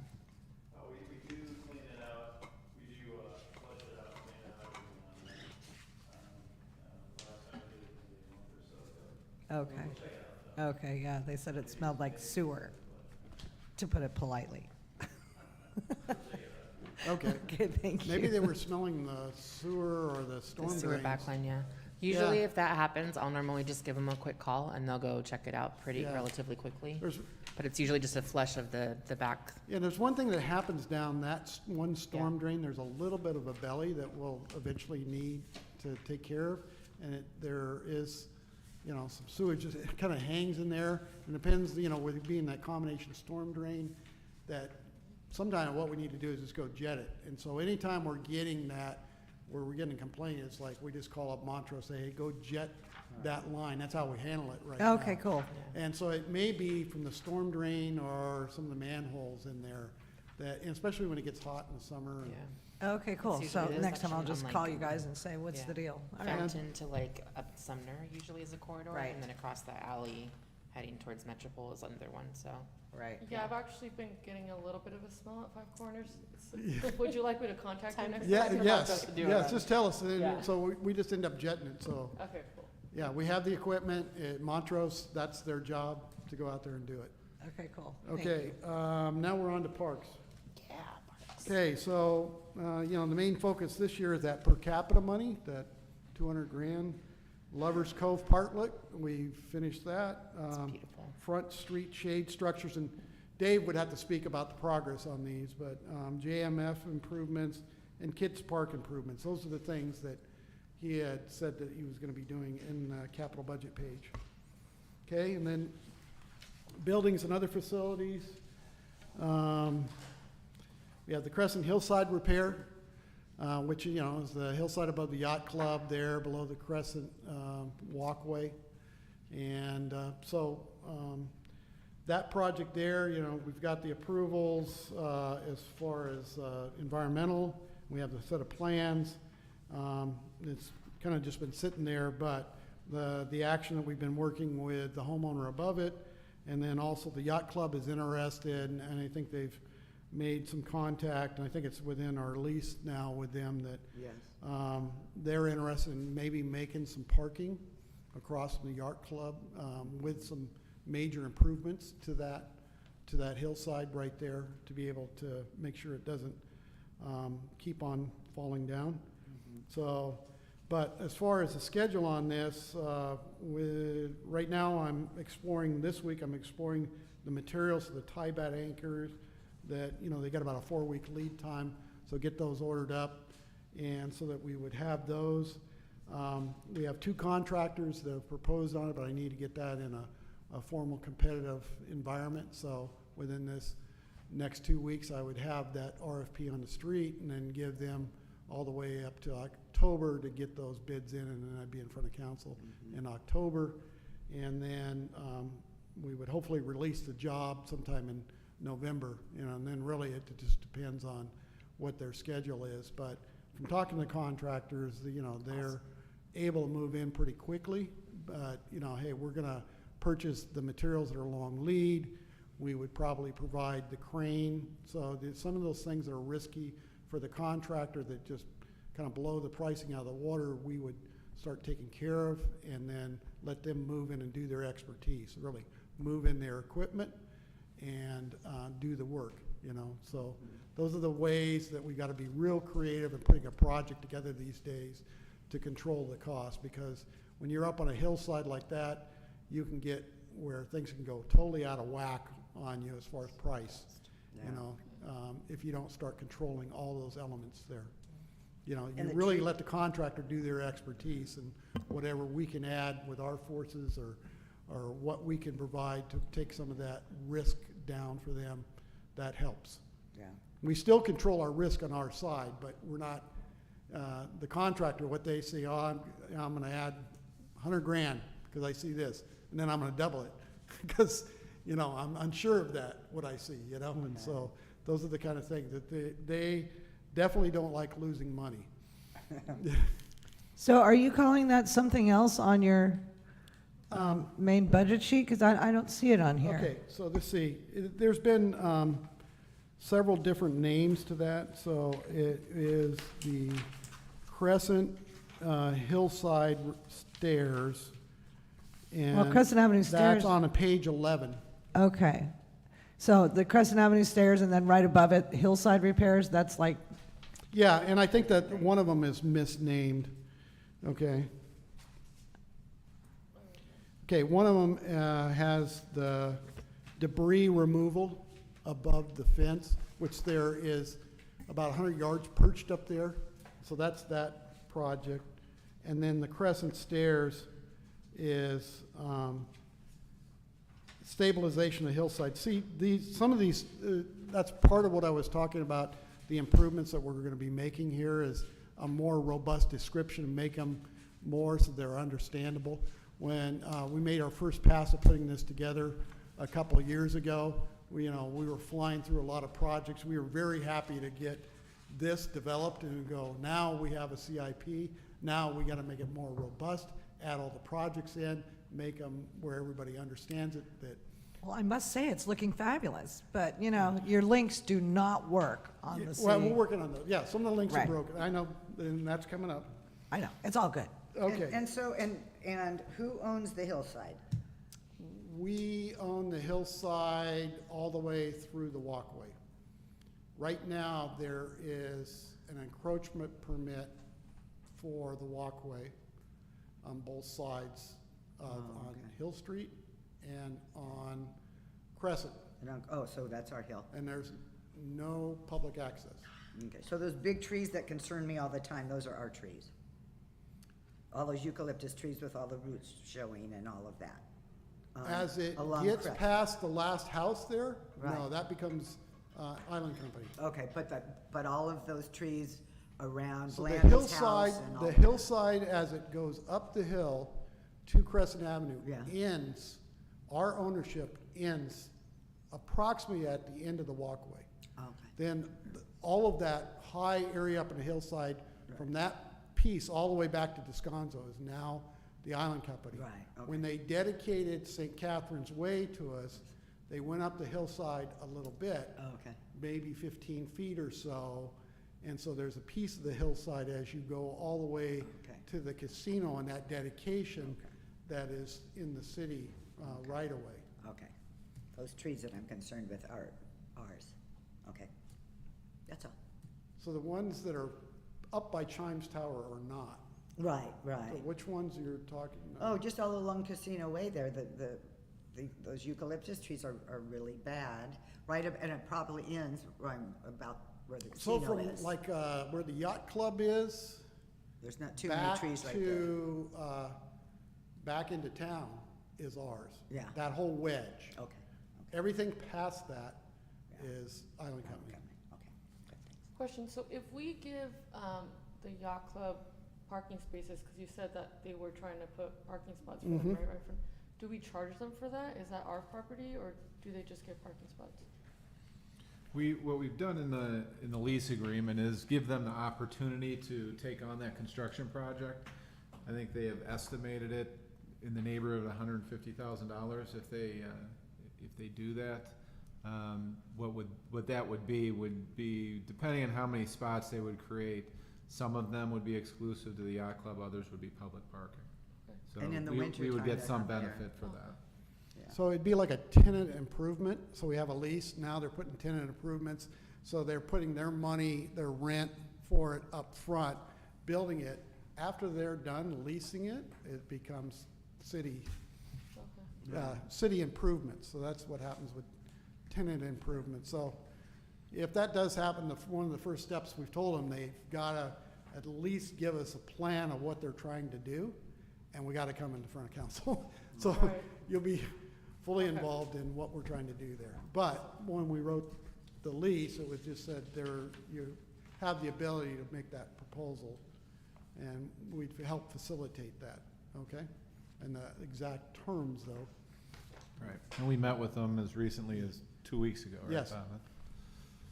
So, So, and they're also, I gave them some names of the contractors that we were using, and they're also contacting those contractors and seeing if maybe there could be some efficiency on getting that done. So that may come to you sooner than later, okay? But I guess the good news on that, if they did make those parking improvements, some of that would help stabilize the hillside on the bottom side. So it's twofold, you know.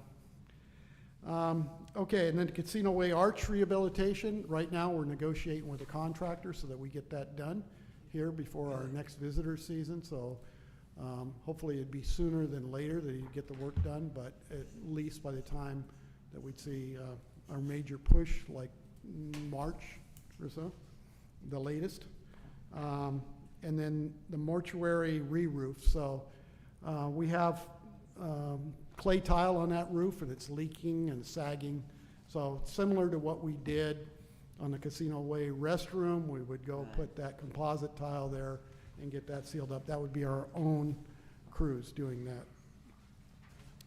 Okay, so that's the priority projects that we have that we're focusing on, and it's a large list. And as you saw, there's pieces that are going to be in construction, and there's pieces that are in design, but that's the slug of work that we're trying to move forward. And a lot of that got hampered when we went into COVID, and things basically shut down, funding shut down. Any contact with any other agency shut down. They all went home or whatever. And so a lot of that on a robust program, you would hope that it would already be delivered.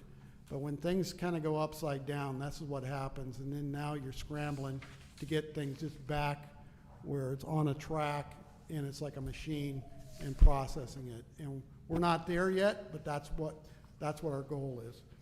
Okay, so now we're in other active projects that we're not focused on for one reason or another, but they need to continue that focus or get focus, would be the South Beach seawall, and we've applied for funding for that. And we do have $50,000 in the budget for studies and permitting. We finished our study, but it's really to define what that dredging project would be, and also what's going to be the mitigation for not having that erosion, whether that's the groins being put back in or another element. Like one of the things in the study was by the wet spot, put an additional set of sheet piling there that could be capped with some type of pier structure that will allow you additional landing, and that would interfere with the circulation that's now eroding away South Beach. Okay, so all those things will be proved out as we move through it, but we need to focus on that. And remember that we've already been through 2 funding applications with Department of Boating and Waterway. They, during COVID, didn't have any funding coming through that program, and that was really our main source of funding. And then consider that, we have the mole project, and that, we're putting most of our harbor funding, the locally generated funding, toward the mole project right now. And so this would be another big draw, but it's, necessary because we don't want, South Beach to go away. It doesn't look very good for the seawall to be damaged like that. And so that's those 2 projects up top, the South Beach sand replenishment. So that's what we have, that $50,000, and I just talked to on-call engineer, and I said that we've got to get going on that and get that permitting process. That same team that's doing the permitting for the Green Pier can just move right over and start on that because we're just right adjacent to that project. We've got the studies done for the Green Pier. We can use those studies for that project. So it's going to interface real good with that. It's an opportunity that we don't want to miss. Then the landfill expansion study and permitting. We can't let this one slip us by. Every day we add more to our landfill and we're going to run out of room. And when we run out of room, it fits on barges. So we've put money aside to start that study and the permitting for expansion of landfill to raise the height. I was involved in one of those at one of my previous engagements with Butte County, and it takes years to get that done. But I anticipate that we'll be successful in doing that, but it's not a fast process to get it done, to get it permitted, and then to get actually the construction done with whatever new requirements they put upon us. Because it's not just like adding to it. Usually you've got to handle whatever things that are coming out of the landfill, and you put, some containment and all that. But then you have cities that are doing alternative things to take the stuff out of the landfill and burn, however they're doing it. I mean, what about those alternative things? So I think we want to probably do both. We want to be diverse. Okay. It's the same thing with our utilities. We want to be diverse. Yeah. You don't want to depend on one thing. You want to have that whole toolbox when thing goes wrong and something doesn't work, Right. And that's what's going to make us have the longevity with all our programs. Okay. Okay. Then other potential projects, we've discussed some of these before. The alternative energy, in our diverse array of energy, some of that could be solar at certain locations that also could provide shade or, and I know that probably SCE or Conservancy is interested in some of that too. So those are some partnerships, it's really finding the right piece of land or, to be able to do that on a big scale, or whether you do lots of little ones on a small scale. It's whatever, it's to be proven out. Right. But- So on our workforce housing and the 206 East Whitley, are we thinking about maybe solar panels on any of that? Yeah, that would be good. Yeah. Start small. Yeah, well, I mean, a lot of those could provide energy, and a very Exactly. small, and be diverse across the Exactly. system. And it'll help us keep the rents down Right? if the, Sure. if the and that's the other thing. I know Edison is in this whole thing about electrifying your kitchens and whatever. Right. And they have, I think, programs. So when we build that stuff, maybe we have to go all electric because it's cheaper. Right, and you could probably go on the SCE website and see, there's probably deals and rebates and help, Yeah. that you can get, and Yep. also I want to look into for new construction. I'm still researching this. I want gray water systems in new construction, Okay, and then biogas, we've discussed that with our vendor at the landfill. And they have been very successful in other That's what it's called. parts of their corporate business doing that. Okay. Electrification of transportation is kind of a no-brainer, just whether that's having the infrastructure for the private vehicles and how to best serve that, because we're unique, and really it depends on what that look ahead of what those vehicles are gonna look like. Yeah. Are they golf carts? Are they, electric vehicle? We stumped a Yeah, guy there's this week. different charging systems. Yeah. Yeah, it's not just like, oh, okay, that doesn't fit in there. Right. Yeah, right. Like, I'll build a bunch of this, and you go, There was because a- like in the mainland, right, there's electric vehicles, right? Yeah. And There was a they have- gentleman that we met with at the conference this past week. Yeah. And he was all excited to talk about electrification and electric charging. And we threw golf carts at him and he was like, I don't even know what to answer with that. And I don't know that there's any current system that has the right plugs. And I don't know how you would do that and how you would also have it on the public right of way not tied to a specific electric system, and how they would pay for that. We gave him so many questions to answer, and he just was kind of like, okay, well, all right, so. Well, they actually have these MOKES in Newport. It's called MOKE, little vehicles, Yeah. and they've been around forever long and ever. time, yeah. But now they have a whole All electric, I electric saw that, yeah. fleet. They're cute. They plug into the wall, just a regular 110. Right, So yeah.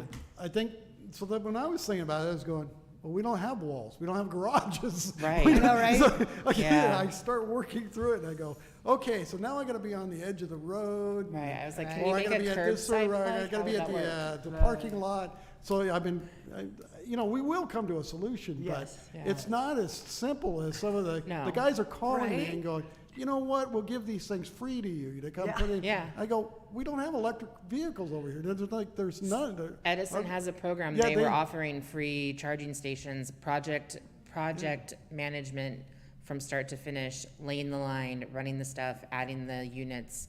And I was like, great, for City Hall, that could be fantastic, let's talk about that. So I have information to share with you on that one.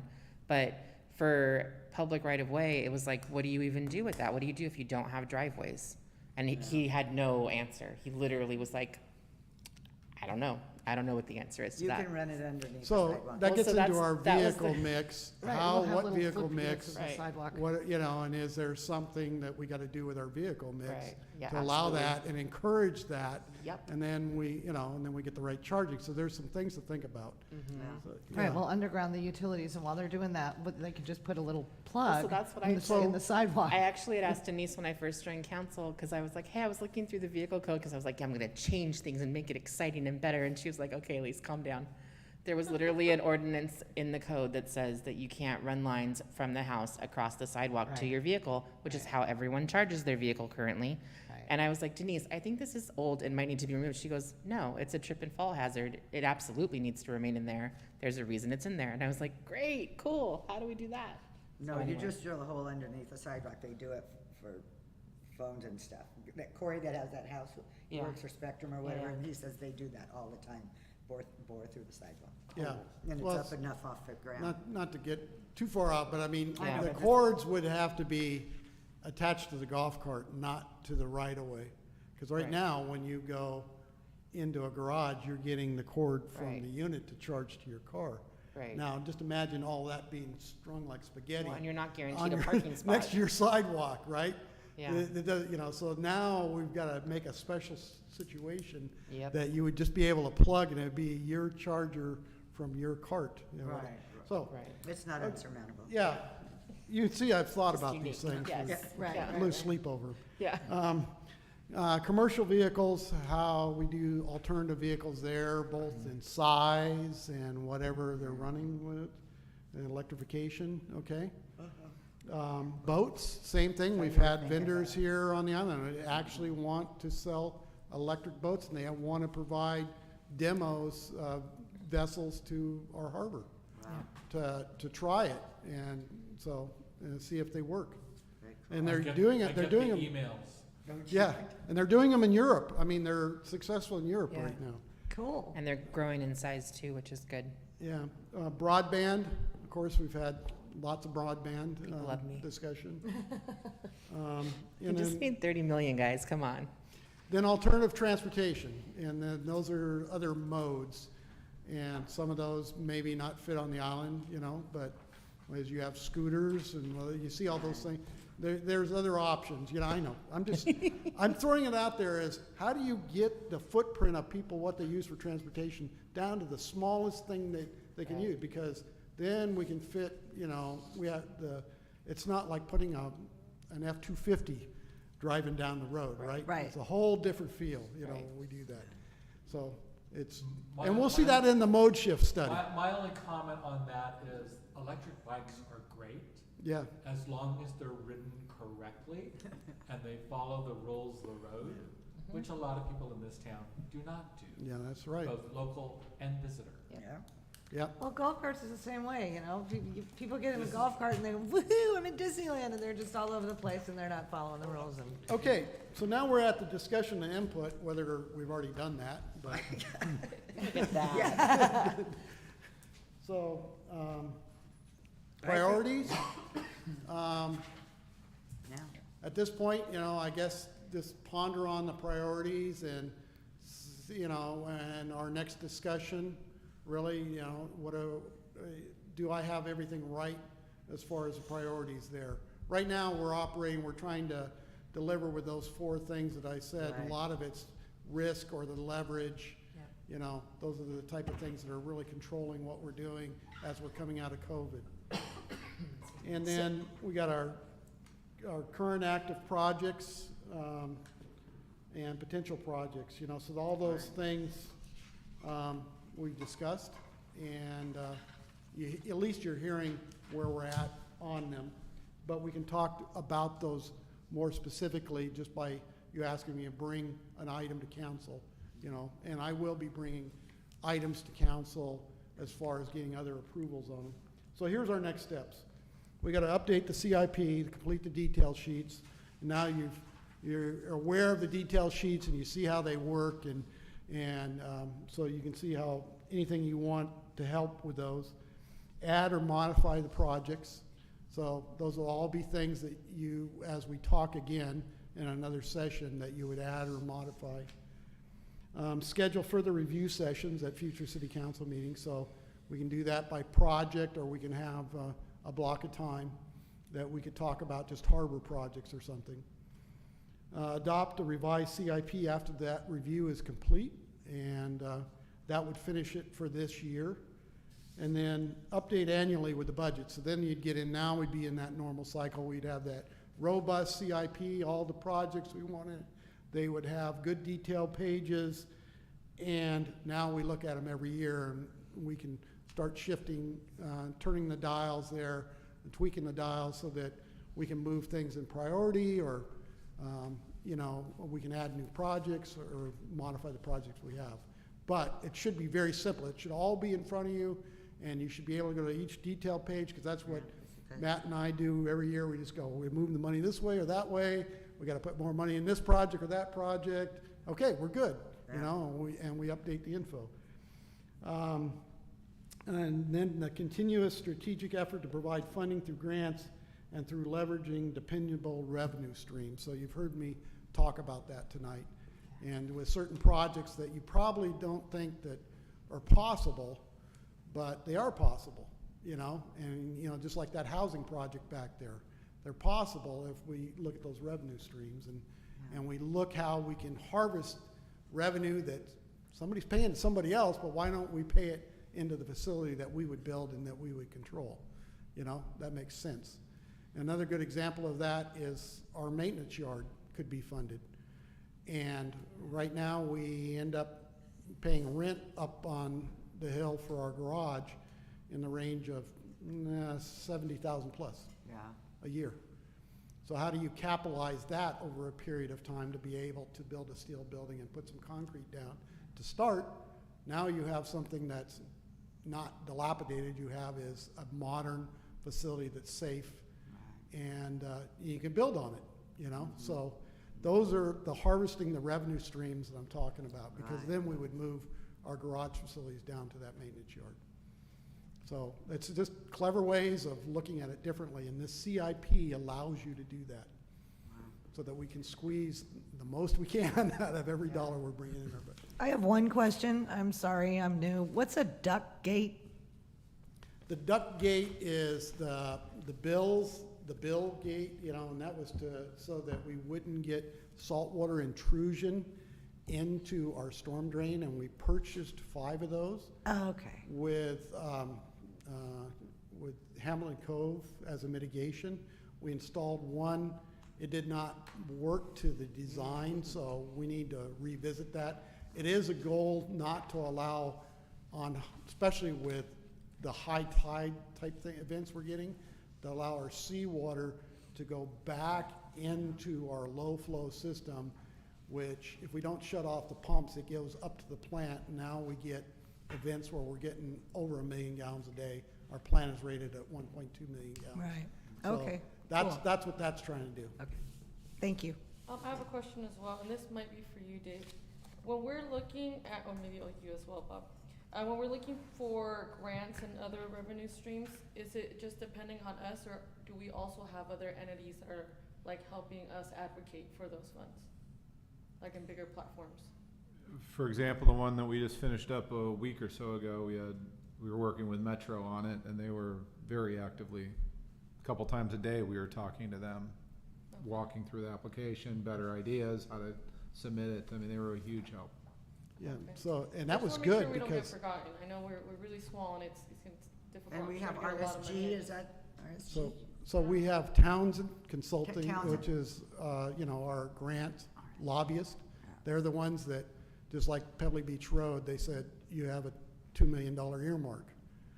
So they're all the way back in DC, besides working here in California, and they're making sure that they have everybody's ear. Right. And so we pay that fee to them, but they've brought large dollars Okay, in. that's what I need to hear. Yeah. And they give us- Yeah, and they bring up the grant programs to us. They say, okay, let's have, our discussion here is like, this stuff's available now.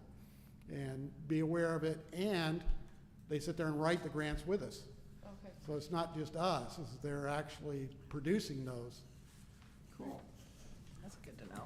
The Okay? only- The only other thing, because it's still under discussion and input potential projects, and I don't know, underground utilities. Is that something that is typically just paid for by the property owner? Or who does those there used to be money, and they used all the money, I think they collected it through the utility bills, and they used all the money, and Denise can correct me, on East Whitley? So, That was private, the owners wanted that, yeah. They did that themselves. Yeah. Okay, and how was the money collected? Through, I wonder how they collected well, you can make a money. district, but the thing is that off your utility bills, there's a little bit amount out of the Rule 20A, and I think we have about 250,000 that we can put to an underground project, which is just the start. I mean, in a block, it is Right. really expensive, massive to project. put So it everything. would take, like, all the people on Descanso on both sides of the alley to say, hey, we're willing to do that. So that would be something that somebody could do kind of So privately. there's financing mechanisms also for that. Are there? Yeah, Okay. if they just don't want to pay it outright, and that could become, Okay. as part of their tax bill if they wanted to make a payment annually. So if they really Okay. wanted it, that could happen.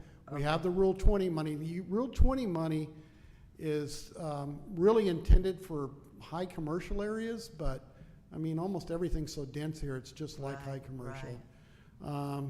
So you have that. It used to be the RDA used to kick in a lot of funds to those type of projects, because it was, the owners may pay for, the utilities underground, but then there's all these repairs, because everything has to get torn up to put all Right. that in. Okay, And then Yeah. there's all the connections and, yeah. yeah. So, if you really do want an underground, and then any new, like subdivision work, or what, or new work has to be undergrounded by our code. Okay, So when we so build here, we got. if there was a major project, then that would have to be, this piece with the Five Corner project is gonna be down at least to Descanso, all undergrounded, because that's where the housing complex would be. Okay. So at least that gets put underground, So and it goes to then, the ground and then goes up? Like that? yeah, well, then it Throw a goes, The pole in. ground into the go building. at the very end, then there'll be a pole, Oh, okay. yeah. Okay, are we good? What do you think? I think this is awesome. I think it was Yeah, great too. I think I Yeah. learned a lot. Yeah, Yeah, it was very good, okay, good. very educational. Well, more to come. yeah. Okay. Thanks, And Bob. thank you, Jamie, too. Thank you very much. I know Yeah. Bob, when Thank we're you. sending you Anna. guys info Matt, for too. what we want to add to the list, so 2 questions on that. One, who would you like us to loop in for emails on that? And then 2, is it okay to send project ideas and/or requests even if we know they're not going to end up on the budget right away? Yes, Okay. yes, because it's over a period of 10 years. Yeah, So at least get the project built, and we may not drop money in it right away. yeah, But now, because it was in a plan, or it was a council member request, or a community request, move on to it now we next. have our focus, this focus on what's in our CIP, Yeah. not everything else that's out there. Okay. Let's at least say that we're gonna put it in our CIP if we're gonna be doing something about it. Right. okay. Okay? And then if I could ask for, just on the next study session that we look at, to look at green infrastructure, AQMD requirements, and also look at non-capital improvement infrastructure. So looking at things that are infrastructure related, but not necessarily physical projects that have to get done by the city. So impacting kind of quality of life for residents and how we kind of build up people and or infrastructure to be able to serve people better, what that looks like. It's just looking at things like impacting education, offering safe spaces, that type of thing. Oh, Love that. And being able to do that, that would be awesome. And then the other two notes that I kind of just jotted down in a first draft was a zero emission city and a smart city. And so ultimately looking at seeing if that, let's shoot the moon, yeah. Okay. Okay? but also with our budget. Thank you. Any other input or, other than thank you very much? Thank you for the That was time and excellent. effort. That was a great presentation. Yeah, thank you so much. Oh, if there's no further action, anything on your machine?